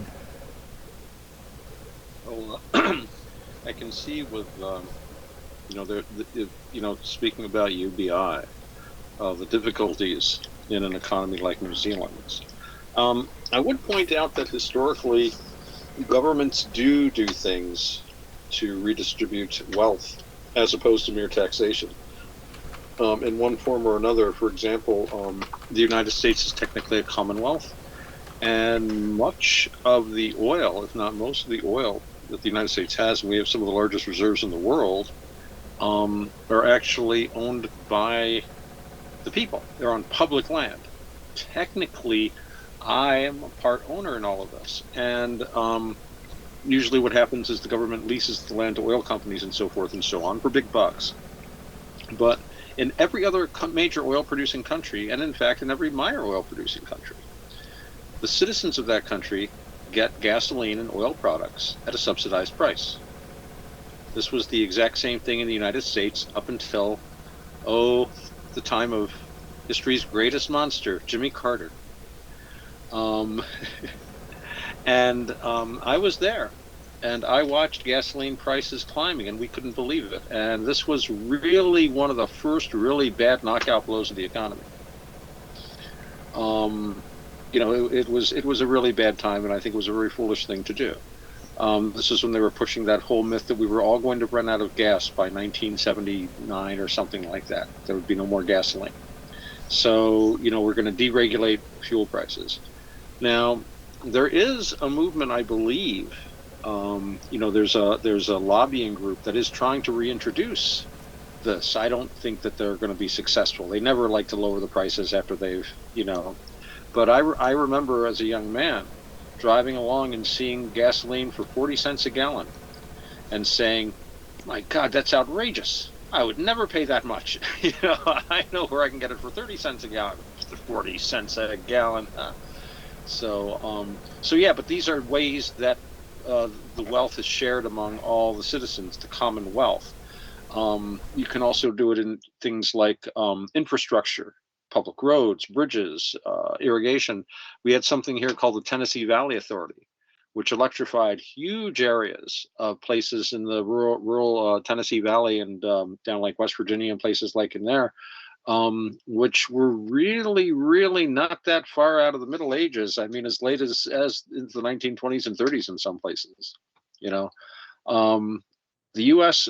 really, and of course, the Second World War was sort of responsible in some ways, but really didn't catch up, didn't resemble anything like the USA of today until into the 1950s. I mean, guys like Terry Gilliam, Terry Gilliam, the Monty Pythoner from America. If you ever listen to some of his reminiscences or read him, once in a while he mentions the fact that when he was a kid growing up, they did not have a flush toilet. They had an outhouse. This was not untypical in America at that time, and he was seeing the tail end of it, if you'll pardon the pun, which was completely unintentional, but of that sort of thing. But I think it was Dwight Eisenhower. I think the U.S. Army did a thing where they were just basically they went from like the Atlantic to the Pacific, a U.S. Army group of trucks and stuff like that. It took them months. You go online, there's pictures of like Army trucks being pulled out by teams of oxen, mud up to the axles. There was no anything like the interstate system we have today. And in fact, Eisenhower really pushed for that when he became president, probably because he had that, several month long journey of his trucks being pulled by oxen. It does. So there are a lot of ways. And universal basic income itself, it strikes me, if the fact that it's universal means at a certain level, it does have a leveling effect, but it also seems to me, I think of it as like if you give everybody an automobile, everybody has a car. Now, what's that going to mean? Well, there'll be some downside. Some people will crash their cars. Some people will lose their cars. Some people will sell their cars for drugs. Other people will drive their cars, or they maybe have an extra car and sell it and get more money. But after a while, there will be an uptick in driving. More people will go to the store more often. More people will take longer trips. More people will buy more gasoline. They might do more. So you will have an effect, but it's going to be a slow general one. And to tell you the truth, I don't see it as being too overly dramatic. I mean, in an individual life, if you didn't have a car and wow, now I can get to work. Yeah, it can be a thing. But for most people, it would be something like, oh, geez, I don't have to wait till, my husband gets home before I can take the car to the store. Or, yes, I can loan my sister the car, whatever. So it might be a minor convenience. But because that it's spread evenly throughout the society, it'll have a gradual kind of an effect. And then within a couple of years, you'll notice, wow, people are driving a lot more. But, and I imagine something like UBI would be more or less the same. It would, for some people, it would be a godsend. For other people, it would be a waste. For other people, it wouldn't make a huge difference, but you would see an overall change in things, more spending. I could see it as being, I don't know, I'm not an economist. I have no idea how it would actually work out. But that is that point, though, when you're in a smaller economy like New Zealand, you just, where does the money come from? Where's my? I mean, 100 Yeah. billion a year. I mean, the Pentagon loses that here. We could do that. The U.S. could simply pay for New Zealand to pay. It's awesome. Easy. You could actually pay for your own people. Imagine if you did that. Oh my goodness, it would be a lot cheaper than what they do now. In fact, that was one of Robert Anton Wilson's points. He was a big supporter of UBI, and he said, well, he actually liked the idea of what they called, like basically issuing everybody stock in the country, make the whole country. So when you were born, you would be a stockholder, and you get a stock certificate, and you'd be paid dividends from the country. And he said, if you came up with something like that, I don't know, somebody did a study, but it would actually be less expensive than all of the massive welfare platforms that we have in operation in all 50 states right now. Because you have, again, and I've gone on about this before, the U.S. has so many different agencies all doing more or less the same thing in all these different localities. And in some ways it's good. You don't want government to be too streamlined. It makes it too efficient. You don't want government to be too efficient. You've got to live under it. So I don't mind them being a little confused and overlapping sometimes. But it can be very confusing. It's like that whole argument about they go defund the police or down with the police. And here in the United States, as I'm sure Roger knows, and anyone that's ever been here knows, you've got every state in the union has its state police. The county have their police. Different branches of things, like we have county investigators that are police officers. You've got all kinds of federal agencies that carry guns, including the IRS. You've got thousands down in Florida. You've got fish police. You've got special game police. There are probably literally tens of thousands of different police agencies in the U.S. And there's no such thing as the police. There's like all these different groups, and some of them are really. I knew a guy that was a state trooper, and they were going on about like some police brutality. And I said, "What makes guys do that? Why would a cop do that?" And he says, "Bad training." He says, and you get these guys. It's like somebody got elected, so he appoints his cousin to be the sheriff, and he appoints his nephew. And these guys are not trained properly. They're just, it's like, and it just has to do with the fact that you get a huge, huge change in quality. And I mean, it's from person to person too. It's like I always said about religion. If you're a good, kind, ethical person, then you're going to have a good, kind, ethical religion, no matter what it is. And if you're an idiot and a fool and evil, you're going to have an idiotic, foolish, evil religion, no matter what that religion is. And it's the same thing with any other person you meet. I've met some really good cops. I know there's also some cops out there that are not so much.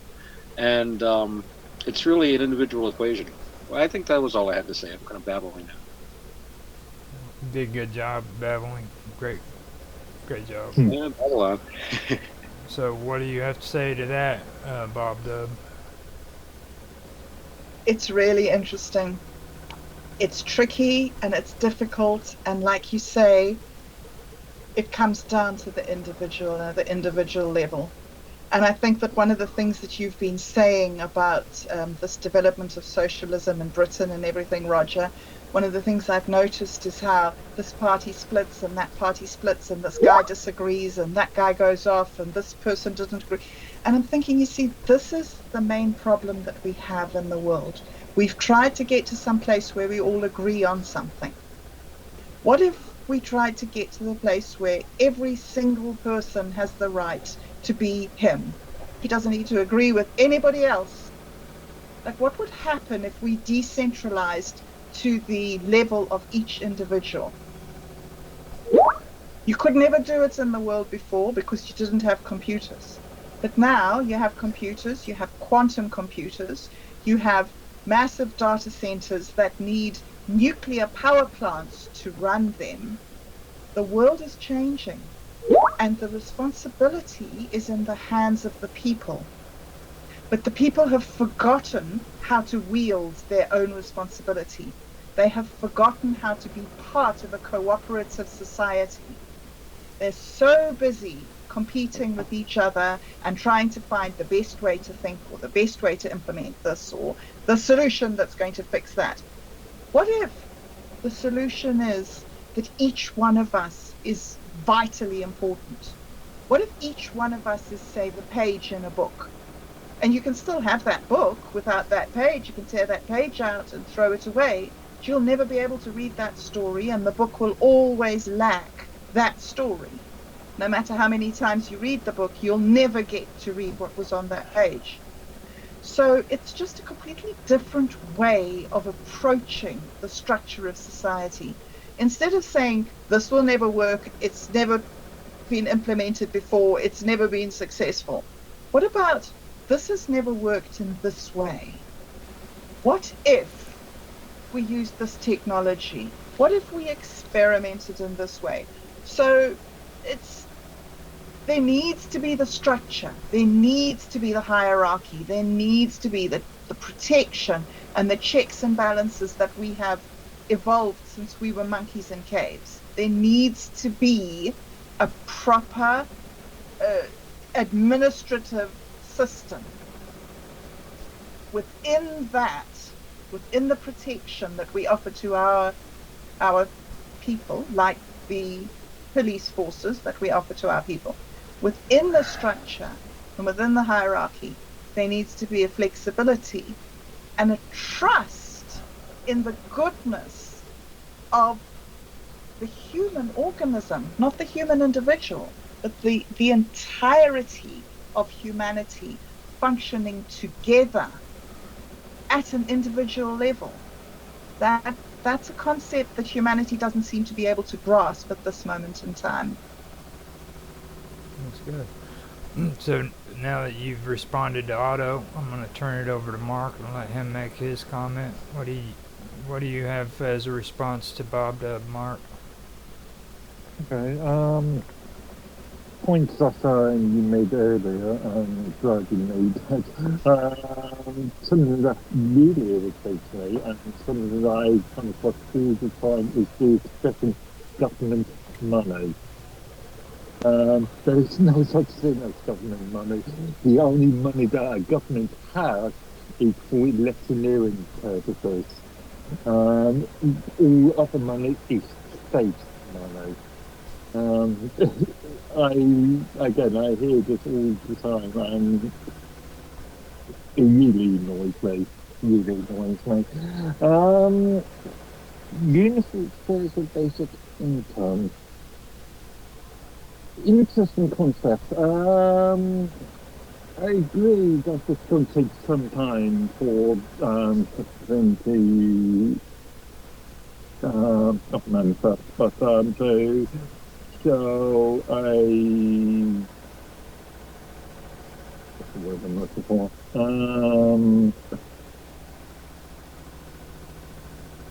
To show a sort of method sort of response. But I'm also thinking that this is obviously going to have to be paid for somehow. And obviously you can say everybody within a tax bracket of, I don't know, earning 10,000 US dollars or 10,000 pounds or whatever, not paying tax. But you are going to see a large an increase in taxation for the higher earners. And there's the argument that if the higher earners are being taxed heavily, then they will just leave and find a country, a state, which is much more better for their interests. So arguably, we can create money out of thin air at the moment. Yeah, those are issues. I'm just wondering if the case of basic income is actually going to be sustainable in the long term, which I have my doubts for. Yeah. I agree with you if we're trying to run it on taxation. I think taxation is a terrible, terrible, terrible system. I think that we have different wealth. We have different sorts of wealth in a country. I think that it's terribly cruel to get a man to go out to slave away every single day of his life from 8 in the morning until 5 at night, and then take a third of what he earns. I think that's one of the most brutal, horrendous things that you can do to men or women or people. I can't see that that is a way to encourage mental health and thriving in your community. There is a way to collect the resources of the country jointly together. There are lots of ways to do it wrong, but there are a few ways to do it right, and I don't think that we've stumbled across those ways yet. But I don't think that means that we stop. There's a way that, I mean, here's this planet, right? And it's got all this stuff under the ground, like oil and diamonds and coal, and then somebody stands on top of that piece of earth and says, everything under this place where I'm standing is mine. Like, really? Or somebody lives in a place where corn grows, and they say, wow, look at this amazing place, all this corn. I'm standing here in the middle of it, therefore it belongs to me. Really? Isn't this a very primitive way of thinking? Have we not got a different mindset now, where we don't actually need to say, I own this? But we have these resources. We have this oil. We have this corn. How are we going to do this for the good of humanity, for all of us, so that all the pages of our book can be relevant? Not just, oh yeah, sorry you were born a black woman in Tanzania and that your life expectancy is 27. Bad luck with that. But I'm okay.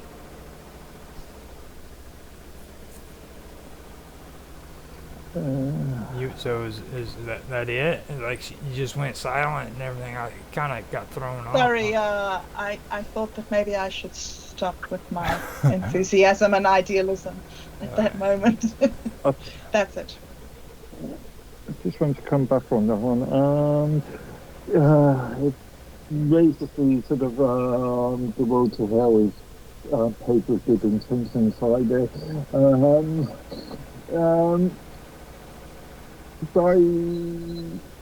There's two methods there.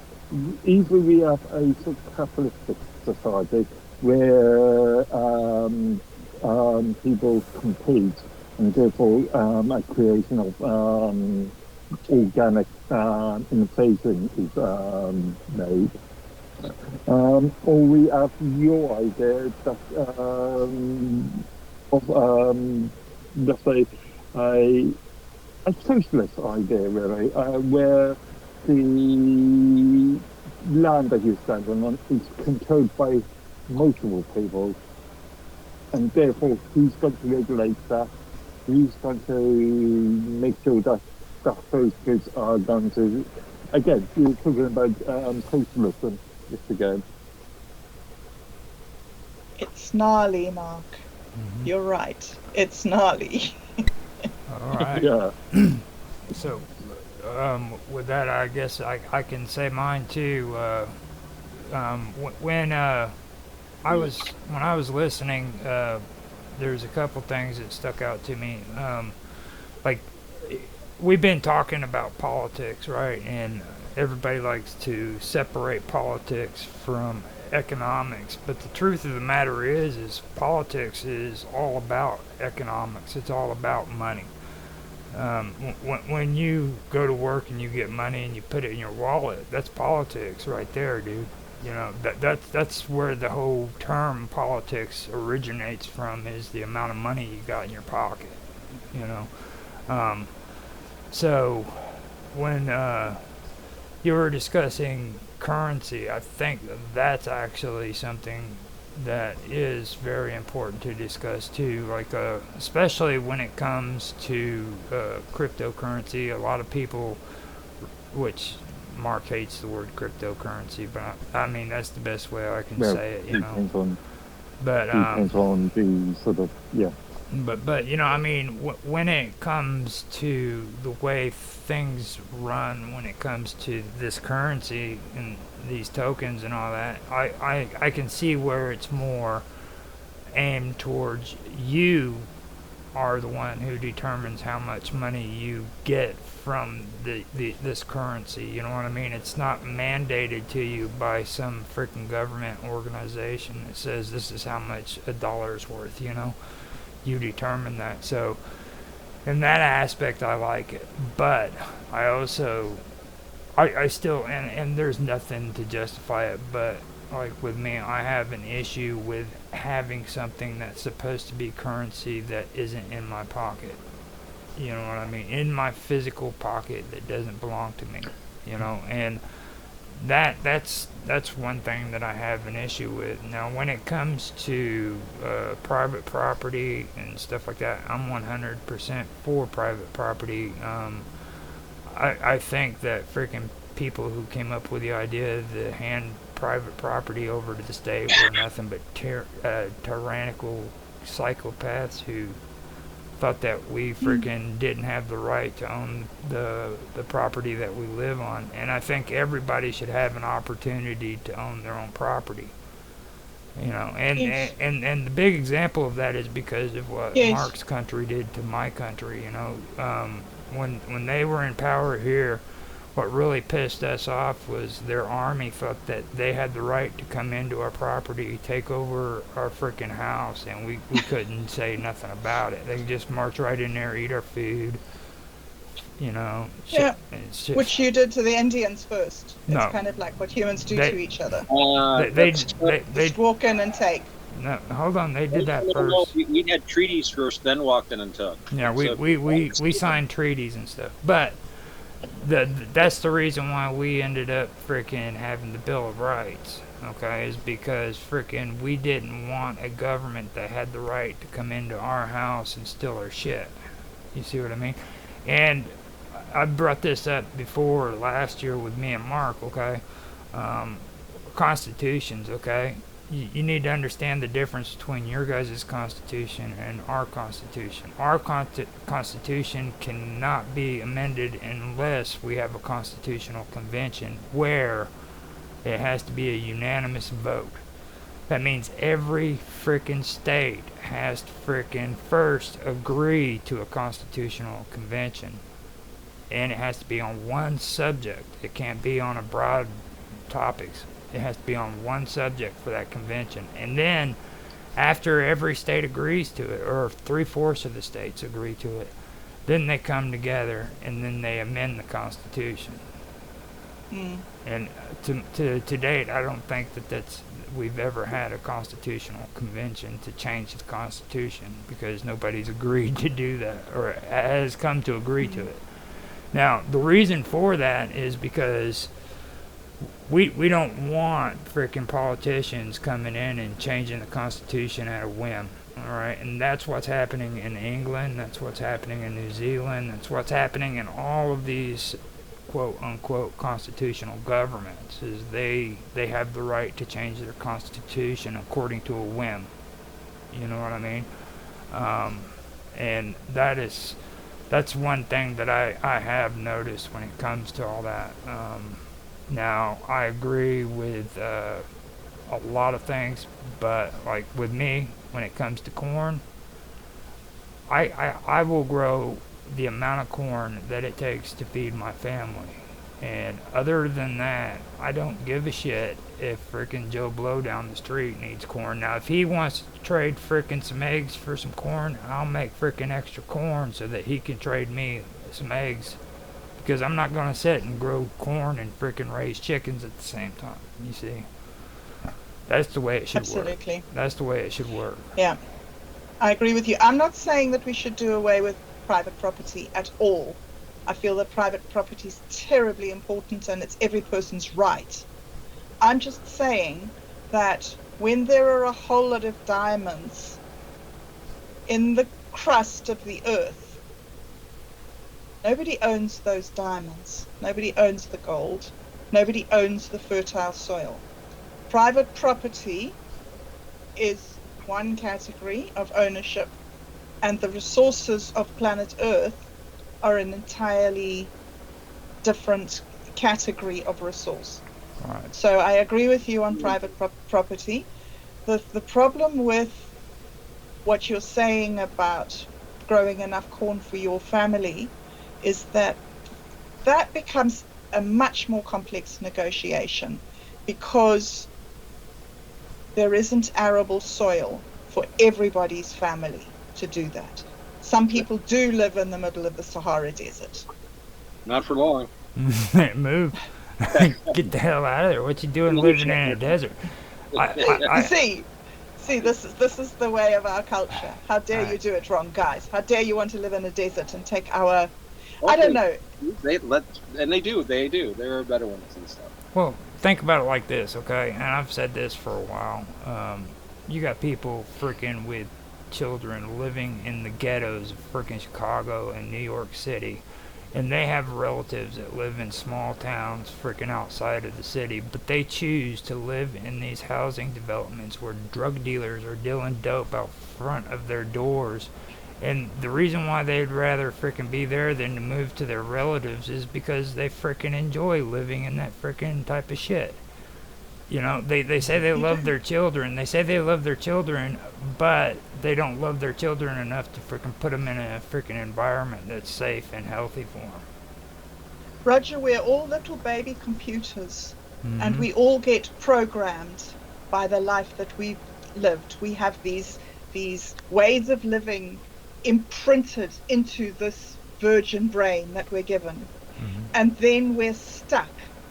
If we live in a ghetto-like environment for a few years, we begin to operate in a ghetto way, and you cannot overcome your biology. You just, I mean, it's a lovely idea, and it's a great thought that we're so flexible, but we also have to understand that we work because we have mirror neurons in our brain that observe the environment and then attempt to make us implement behaviors that fit into that environment. Because that's all we are, a brain that functions there and tells our body, lift your hand, put food in your mouth, look at this thing, hear this bird. We have a limit to the amount of agency that we have over our brain, our heart, our stomach, our hormones. I agree. So it's hard to say these people live there because they want to. Oh, they live there because they've been programmed to be that type of person. You have a biology that might make them have a predilection for it. It's called move, change, you know. Like you just said, biology. That's what I took from what you said. Maybe you meant something differently about it. Like biology's cool and everything, but there is something called change, and it's called move. You know what I mean? Get the hell out of there. Why just move. Go ahead. I was going to say, the idea of choice, again, there's the environmental aspects as I've mentioned, but also, if you cannot afford to move, then you cannot move. Well, right. And you leave your mum and your aunt and your brother and your best friend and your entire social life or your social support network to move to another place that looks down on you because you weren't born there and you're not part of the club. So why should anybody have any loyalty to you? You're not part of the community. Were you invited in? Why did you just think you could buy a house in our community and bring your low-class behaviors to where we are? It's a very easy argument, leave. It's what they say to women who are abused. Well, we won't take you seriously unless you leave him. Thanks, guys. Thanks for making it doubly impossible. Yeah. So there's the theory that comes in the textbooks, which is really great. What's your thing about Otto? There's in theory, there's no difference between theory and practice, but in practice there is. Is that it? Yeah. In theory, there is no difference between theory and practice. In practice, there is. Well, see, it takes me back to the last thing I'm gonna say about that. Like, if I freaking went off that mentality that you just said, though, Bob Dub, I would have never went back to kindergarten. All right. Yeah. I know. I understand. I'm there too, Roger. I would have never. There too. I my first day of kindergarten was horrible. You know. Yeah. And freaking, I went back because freaking my mom and dad told me, look, you need to go back. Yeah. You see, I so. I Now, know. let me go ahead and freaking open this up to Otto because freaking it's his turn and Ah, well, I was just going to say something about Roberta's creeping socialism there and giving the corn to all. Corn is often used on the shields of Eastern European communist states. I'm sure that's just a coincidence. Talking about cornfields now. Oh yeah. Next thing you know, you'll have a sickle to reap it with. Yeah, I see, Food. my friend. Oh, yeah. Luckily, Senator McCarthy has been talking to me about you. And no, no, no. I would point out that when you were talking about having private property being separate from Earth's resources, of course, the most valuable bits of private property are Earth's resources. But rather than separate distinctions, I think what you might be thinking about are overlapping distinctions. Because if you make these things separate, I mean, you said, if you stood in the middle of a cornfield and said, this is mine because I'm standing here. Well, let me tell you, I would never say that. I would say I'm standing here and this is mine because we drove these villagers out and I've got my guys with bayonets all around the perimeter and this is now my corn. I fought for it and I killed for it and some of my people were killed and this is it and we're going to not be hungry. Now, if you then came and said, no, this corn is for all of humanity, I'd say, oh, well, that's a relief. We can go home now. Just let me know when the bread is baked. Okay. I'm not going to plow any of this. Well, it's not, I'm not going to work for the good of humanity. I'm going to work for me and for the people and the families I have to feed now because their husbands are wounded in taking this land.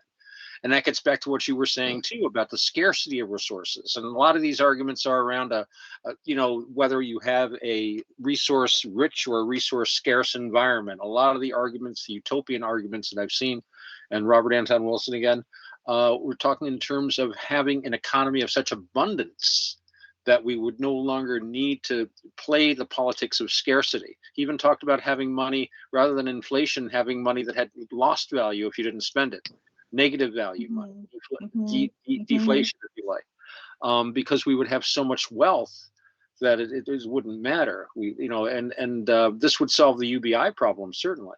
And this harks back to Kropotkin's book, Conquest of Bread, where he came up with it. And I don't know how accurate his thoughts were, but I think I mentioned it before. He figured that if every single human being in Great Britain worked, rather than, as he estimated, 10% or 20%, and the rest being capitalist leeches or whatever, then there would be produced such an abundance that no one would have to work more than a few days a week, and there would be plenty for everyone. Now, again, I don't think that this is necessarily an accurate assessment, but it shows where the idea is. Some way of creating enough abundance that we no longer have to worry about the fact that if I don't defend this food, I'm not going to have it, and my family's not going to have it. And I'm not laughing at that person out there that's starving. I'm kind of sorry if I laugh. It's because I know that could be me if I wasn't strong enough. Kind of deal. And sure, we were angry at the Brits quartering their soldiers, and we were Brits the week before we signed the document. The English coming in and quartering their soldiers, and that is in the Bill of Rights, where it is actually mentioned. They were really pissed about that. It's like being secure in your property and everything. And yeah, we did the same thing to the Indians. You can argue, and the Indians resisted as hard as we did. They failed, we succeeded. And and it's the same situation. And also the Indians worked damn hard at it, and a lot of people were lost on both sides. Those Indian wars were fierce, very fierce. So people fought, and as my grandfather, the Penobscot, said, there is no disgrace in being defeated by a superior enemy, just not in struggling against them. And but anyway, yeah, so I think what you're talking about, though, at least in our situation, is an overlapping thing. I think you need to have that private stewardship of property, because I think really government, I saw some woman make a statement, this resource is too valuable to allow an individual to own it. It must be owned by government. And I'm like, oh my goodness, that's a recipe for disaster. But you have the recognition of your stewardship. And this gets back to what we talked about before, the classical societies where ancient Greece, in the Athenian democracy, they would appoint wealthy citizens to important government positions because they paid for the government functions out of their own pockets. If they needed ships, they'd appoint you a trirarch, and that meant you were in charge of a trireme, which you built, which you crewed and paid for the crew the whole time. Yes. On the one hand, it was a way of saying I'm an important part of the government and I'm wealthy enough to be picked for this. But on the other hand, it was a way that, so there was civic pride with it as well. And, it wasn't like these guys are being dragged kicking and screaming. A trier could be a very important person in the government, but he was also expected to pay for his pleasure in being a politician. It's like the opposite of what we do today in many ways. Not that I'm going to say anything about the fact that Athenian politicians were notoriously corrupt, especially after the Athenian Empire. That I forget who was saying about they had the Delian League supposedly, and but the Athenians said you had to do all court business. Everybody in the league has to come to Athens to settle the court cases, because the courts were like 500 Athenian citizens at a time, and they knew they'd all get a couple of talents of silver each for every case they did. So it was basically, ka-ching. Otto, it's so interesting because... Oh, sorry, Roger. Oh, okay. So Mark, do you want to respond to that, and then we'll have Bob Dub respond to it.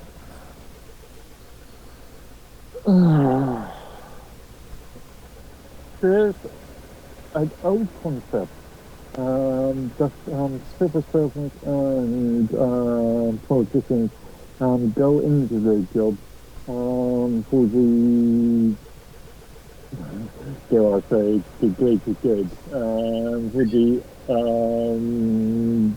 for the idea of trying to do something good for their society.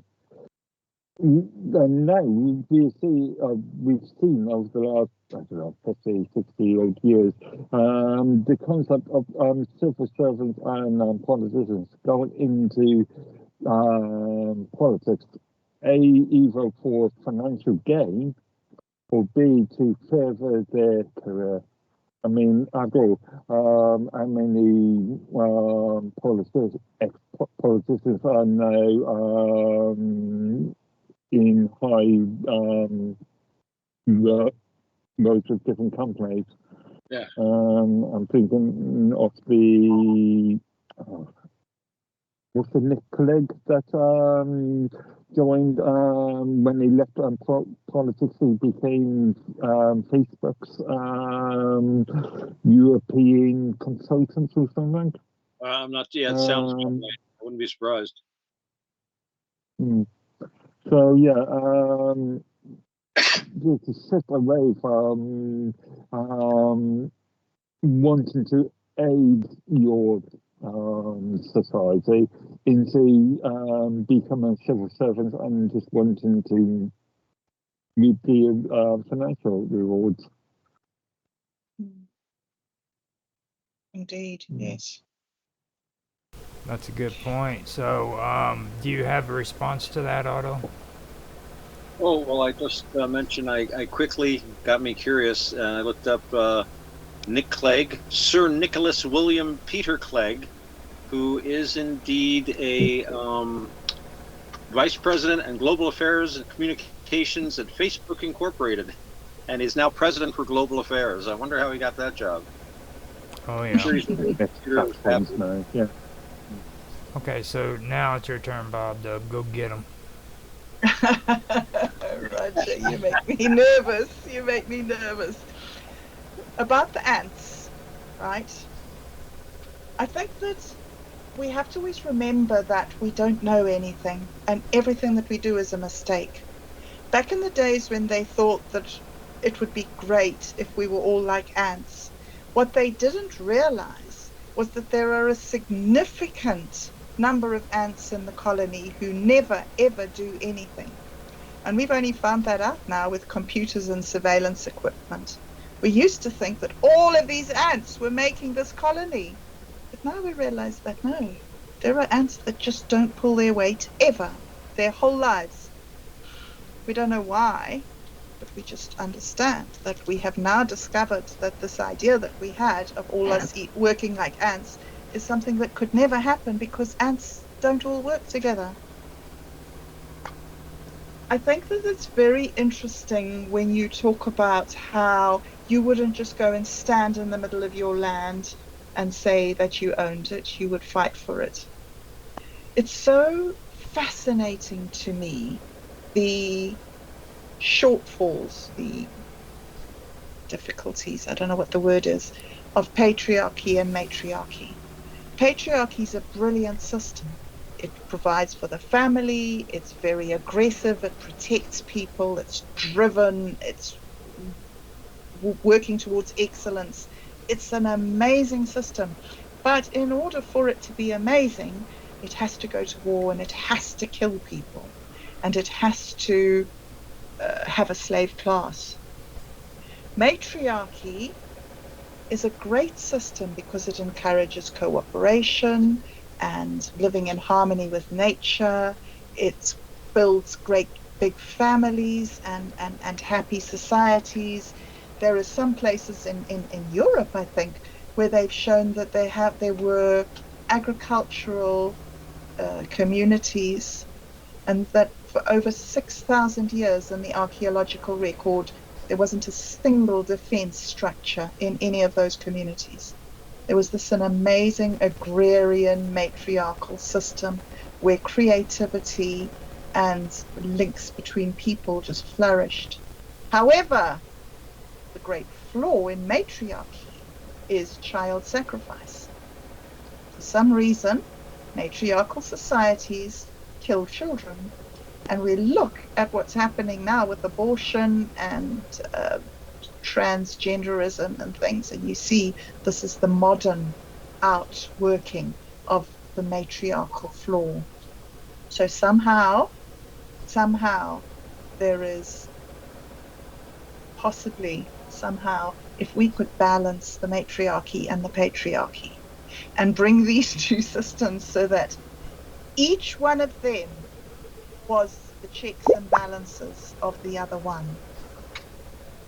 Because I don't think that it's right to manipulate and dominate the world's resources through the death of other groups of people. I don't think it's right to manipulate and control our own societies by killing our children. I just sort of feel that somewhere between killing our children and killing other groups of people, somewhere inside of there are the magic Goldilocks conditions for human flourishing. All right, that's a little bit too complex for me. I don't even know if I want to respond to that. Like, now, I believe after Otto, it is actually Mark's turn, right? Oh. Mark, did you already respond to Otto's what Otto said? No, it's your turn, isn't it? Wait, no. I've got. Wait, you did it, and then Bob Dub did it. Okay, so it would be my turn then. Yeah. Now, the thing that I wanted to mention was, like, we were talking about the Greeks, and I mentioned the whole fact that 80% of the population was basically a slave state, and then 20% was citizens. Now, with the frickin' poor, you could become a citizen, but you had to frickin' be able to join the military, and through the military you could become a citizen, but that was the only way of doing it. So, and a lot of people aren't aware that that's actually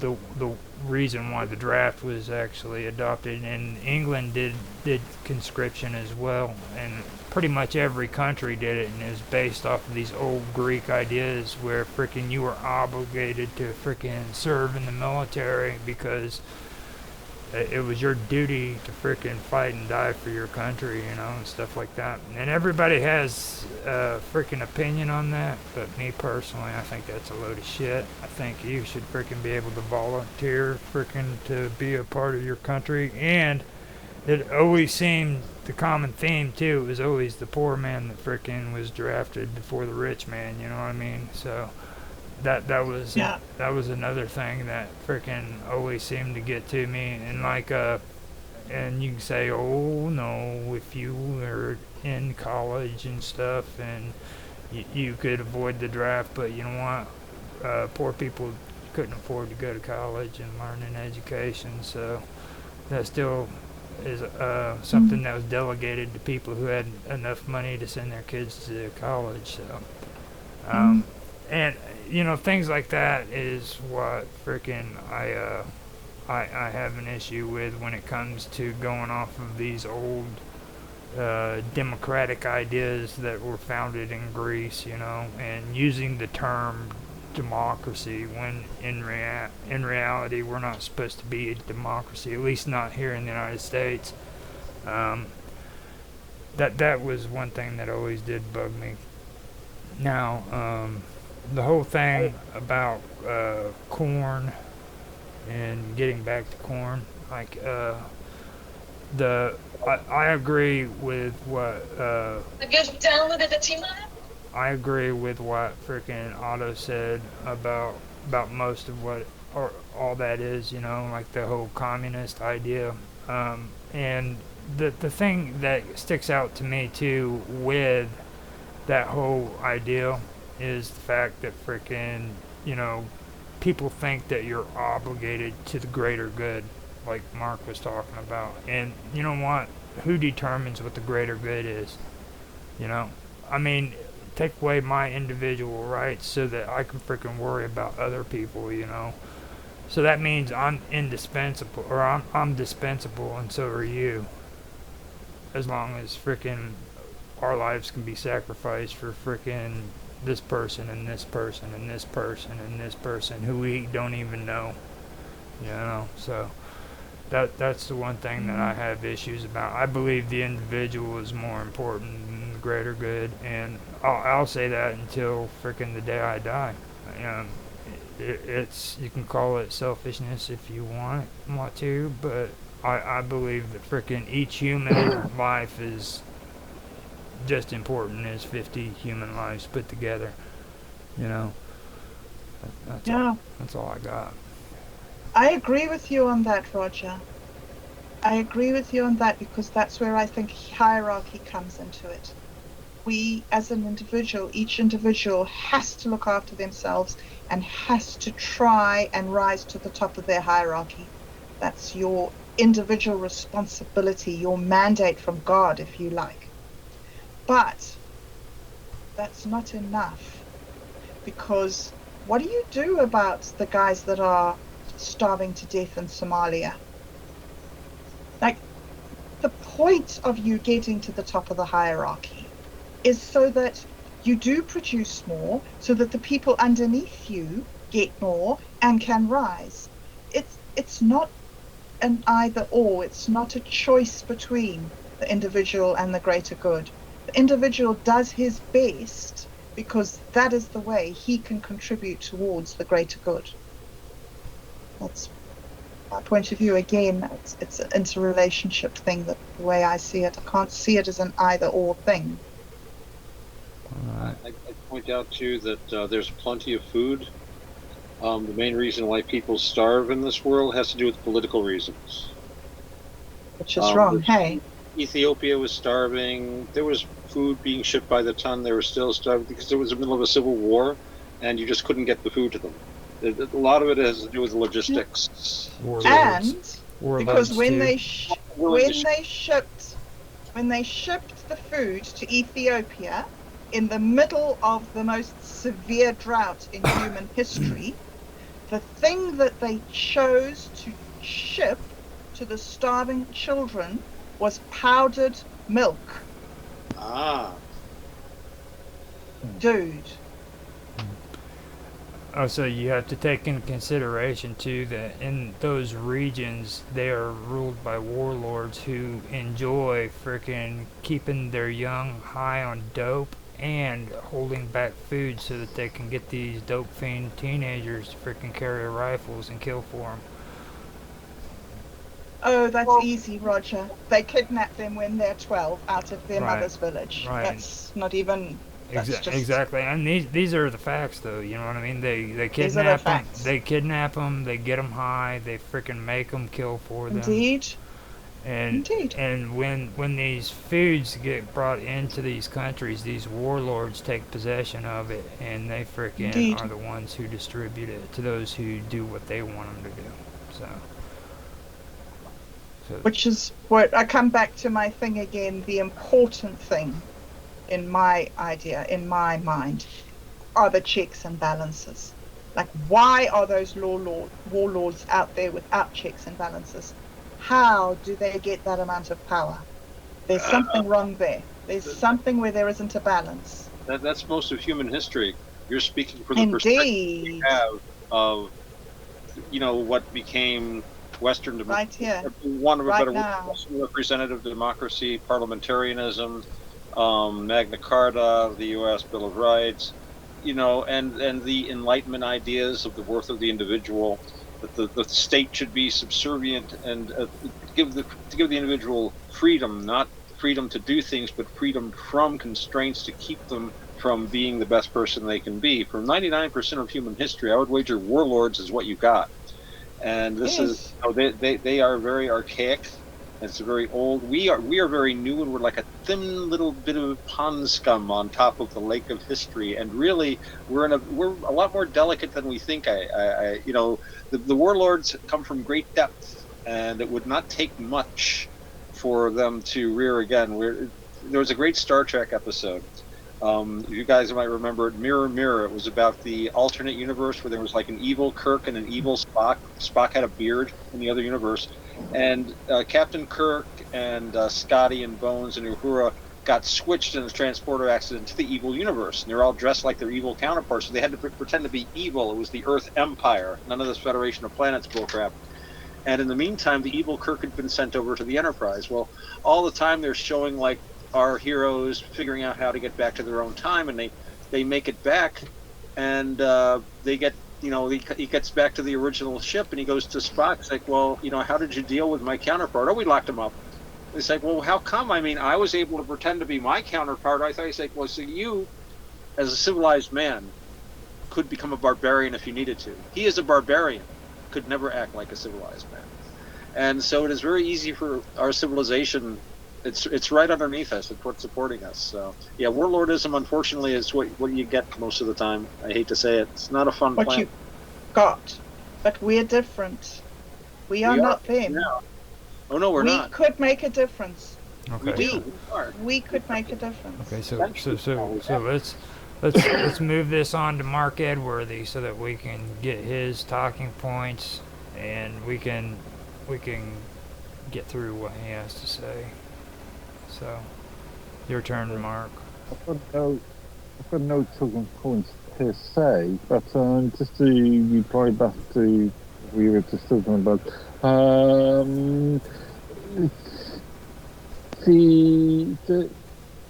What you were just talking about was reminded me of a couple of things. The sort of secondary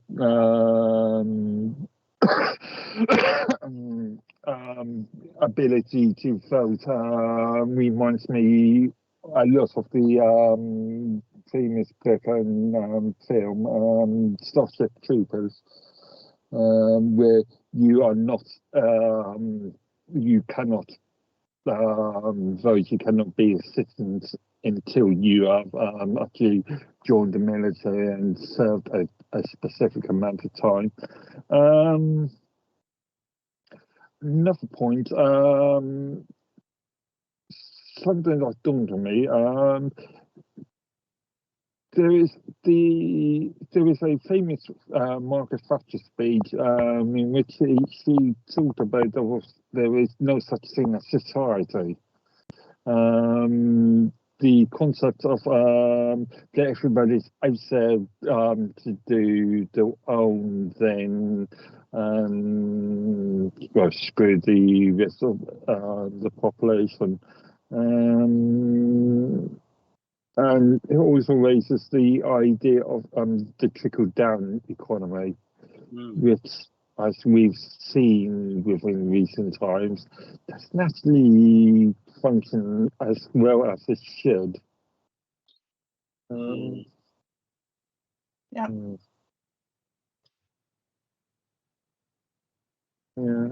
Again, I've got no talking points per se, but yeah, just a couple of things to think about. There's a fascinating talk on UBI where he starts off quoting Margaret Thatcher when she said something about poverty being deficiency of character. And his whole talk says she was wrong. Poverty isn't a deficiency of character. Poverty is a deficiency of cash. Yeah. You give somebody cash. Chesterton. Yeah, he said, the poor man is somebody that doesn't have any money. He says the poor man is somebody that doesn't have any money. And that actually originates from frickin' French politics. You know, I've read that actually. That's a saying that because they had discussions about poverty because a lot of people would like to say that because you're poor you're lazy, and that's not the facts. There's nothing to back that up at all whatsoever. And I did agree with you when you said that. There are lazy people. Well, yeah, some are rich and some are poor. Yeah. I agree with you, man, on that. So, whose turn is it now to comment on what Mark had to say? Because I had to go to the bathroom. I had an emergency. I jumped in and commented. We all kind of got confused. Okay, so it's. I think it's Otto. Wait, actually, it's my turn. It's my turn. Yeah, there you go. Because Mark's last, I'm first, so. Yeah. So, the one thing I do have to say when it comes to what Mark's been discussing before I left to go to the bathroom, you need to understand something about Mark. Everything he says is wrong when it comes to freaking England. Like okay. He freaking. It's not like I live here one day. He doesn't. He doesn't freaking know anything about his own country whatsoever. Roger, we're so lucky we have you, Roger. So I mean, no.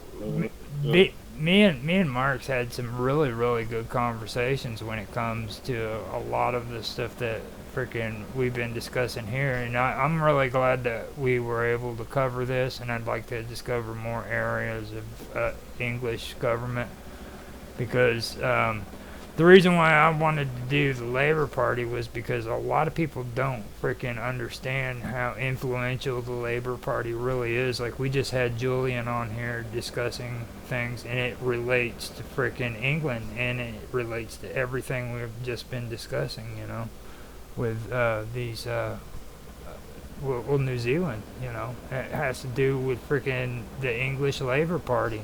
I mean, believe it or not, it does.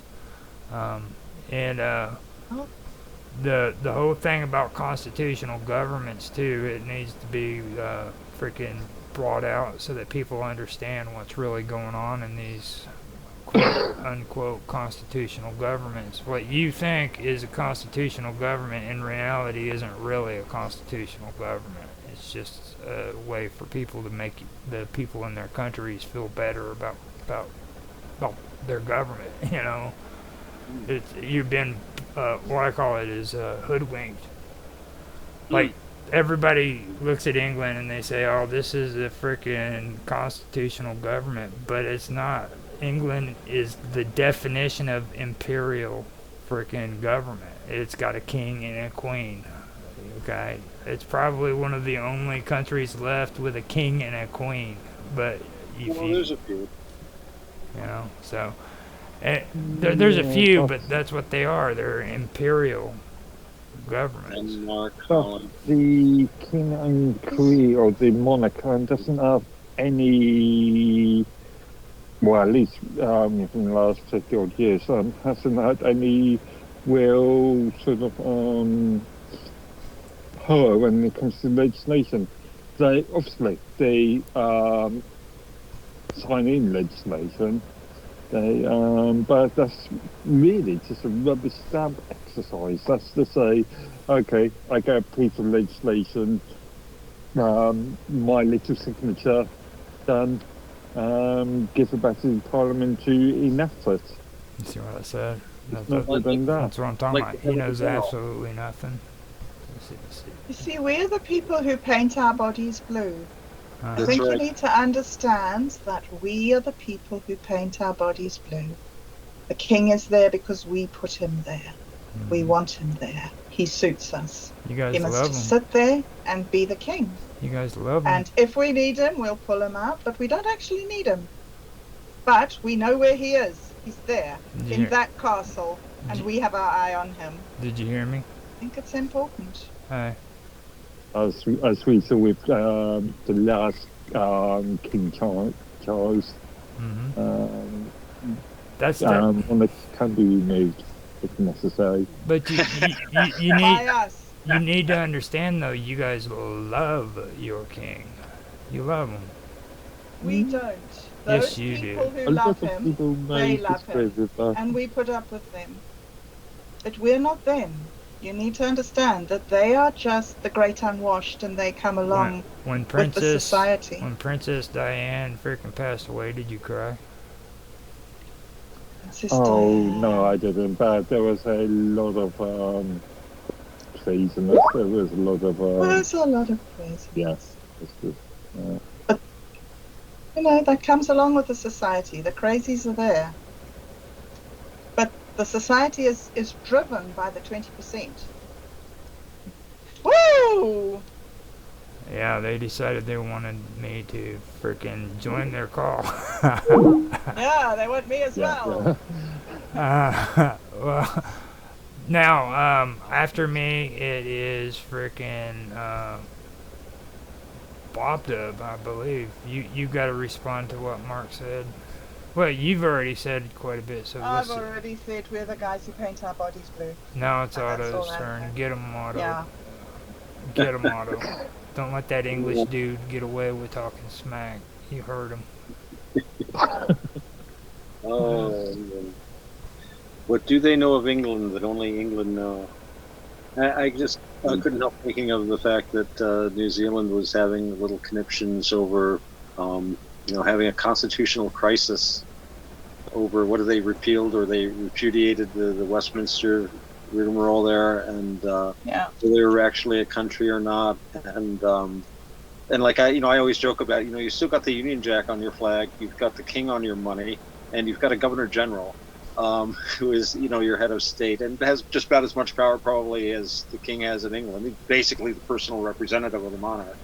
So, what are you worried about? I mean, coming from a country, and those of us who come from countries, and there are some of us here who took a more complete way of separating ourselves from Great Britain.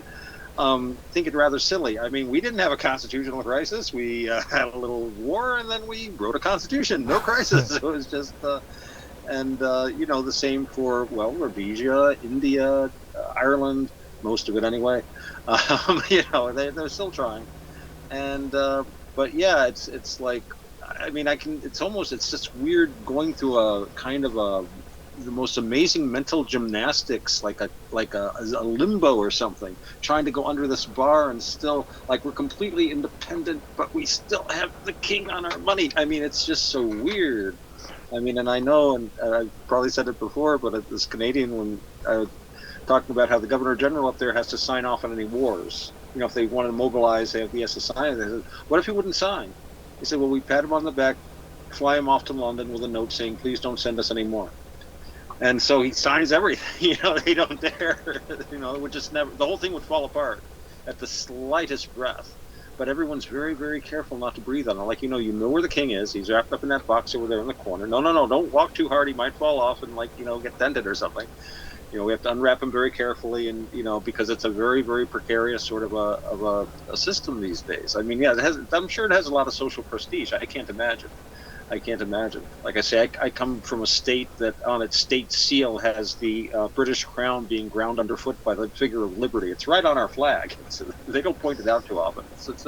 And it's and the same people are avidly reading about what's happening with the royals in England. It's geez, and it's weird. Republicans seem, people in republics seem to have more fascination with royals than the people that actually live in kingdoms. It's and it's always the English. They never care about what's happening with Queen Beatrix or or King Carl Gustav in somewhere in Scandinavia or something. Or who do they got? Who are they? In Norway. And but it's more of a celebrity status sort of thing. Yeah, it's not more real celebrity kings. status, and There's this fascination about celebrities. Oh, you got to see what Beyonce's doing this week, or buy the latest copy of Vogue, or whatever. It's weird. It's I'm thinking of the, I read a lot of like old literature and stuff, and the attention given to royals at one time, and there were scandals and things, but it was always, it seemed like there was a different focus on what was going on. Although they did do scandal mongering about foreign royals.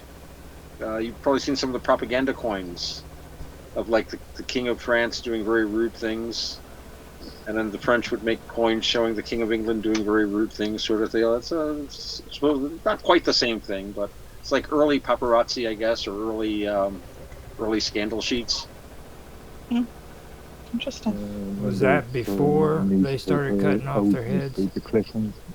They always cut their heads off. They Yeah. cut people's stuff constantly in the old days. Well, I'm talking about like the French, though. Like, I mean, when The Reign of Terror. Oh, yeah, was this before or after? Way before. Yeah, Way before. yeah. That Actually, a lot afterwards as well. I can sort of foresee in my mind a few old newspaper cartoons about the break off of, or the splitting up of Europe with a cartoon figure of Napoleon and the one Napoleon walking up these steps and then being kicked off again. No, I think it was, if I remember once, there was a pie or something, and you had various leaders just at the cutting of this pie as a representation of Europe. Oh, here's one I was looking for. Here's an image I was looking for earlier when you had mentioned about your current King Charles, which I thought was very apropos. Just took me a minute to remember. Oh, there we go. I found amazingly relevant cartoons in Punch. we've got it. I'm posting it on the thing too. So. That was Charles. Yeah, I don't know for sure if you really want your name freaking posted above that. It's like in the freaking slideshow, it's got Idaho Excelsior like written right above it in white. Like that's something else. Charles II. Yeah, that smug look on Charles II. Yeah. So. Are we good to go on all the conversation? Are you guys completely whipped and everything? Totally whipped. Totally whipped. You've come to the end of the evening, probably. Now, this is also the last part of the freaking stuff I was doing when it comes to the Labor Party. I want to also mention before we end that I only discuss the freaking Second International. If you guys want to find out more about communism and what it really is, you need to read up on the Third International, which will explain the freaking rise of the Soviet Union and where they split off from regular socialism and became what's popularly known as vulgar communism. So just be aware, we never discussed the Third International, which is important if you want to know how all this works out. So and I'm talking to you three, so freaking go in and read up on that, and then it'll kind of give you a finishing up. I don't really want to get too much into this shit too much because it's crazy, right. You know. Next week there are some things that I do want to mention when it comes to what we've gone over, and maybe bring them up as talking points. Kind of do well, you guys know how I am. I like to go and rehash some of the stuff we've covered and just have basically a review of everything. I'd like to do that before we go further, if you guys agree with that. Would you like I'm fine. Okay. Yeah, bring up previous subjects. Yeah. Yeah, kind of like what we did last year. It's the same kind of thing, Mark. I mean, we did that too in Yeah. last season. So we'll go over that, and then we can move forward on what we want to talk about. And like I said, if you guys want to bring up your own topics too, do it. So, Cool. It's lovely. so everybody, Yeah. you guys want to give your give your give your information out. We'll start with freaking Bob Dub. Tell everybody about your socials and where they can find you. Okay, I am on minds.com as Bob Dub. You can find some of my videos on Rumble. There's videos on Rumble and there's videos on YouTube. Rumble is Tiny Baby Kangaroo and YouTube is also Bob Dub. I'm on X as well as Bob Dub on Minds. So yeah, I just sort of float around. But if anybody wants to talk to me, I'll be on minds.com. Okay, how about Thank you? you, Roger. You're welcome. How about you, Otto? Oh, well, I'm on minds.com. I'm also on BitChute, and of course, I have my navakavada.org. That's Navakavada. It's spelled just like it sounds. Okay. How about you? Awesome. What about you, Mark? Again, only solely on minds.com, so minds.com/medworthy. And yeah, that's really the only place. All right. Now, Bob Dub, since you're the one that has more information about Julian, could you drop his information for him? Sure, he is. I do not know what his social media is. I do know that you can find him on X. The Alternative Center podcast is on X and is on Rumble. So I don't know what his social media is, but I do know that X and Rumble, the Alternative Center podcast. Okay. That's where you'll find his show. Yeah. Okay. He also sells bullion. So he sells gold and silver. So if anybody is interested in investing, he's a great guy to get hold of, especially if you're a New Zealander. There you go. That's actually a good plug because that's actually real life stuff that he does right there. If I can get him any kind of advertisement, then that's good to do. So, with that being said, I guess we can end the stream and be done with it because I'm pretty sure I've driven you guys crazy already and you're done with it. It was fun. Thank you very, very much. Roger, have you dropped your details? Are you going to drop your No, I mean, details? people No. can freaking search for me. I know you. I'm hardcore like that. I don't want people to freaking. If they're watching, they're already here. They're already here. That's the way it is. They want to talk to you, Roger. They want to talk to you. No, they don't. They want to confront you one-on-one. No, if they want to confront me one-on-one, it's usually to troll me and call me bad names. So usually. Okay, so I am going to go ahead and end this, and thank you guys for all being here. I really do appreciate it. This was a good stream, and I'd like to thank Julian for stopping by. And later on, if he watches this, let him know he's always welcome to show back up. And that is it.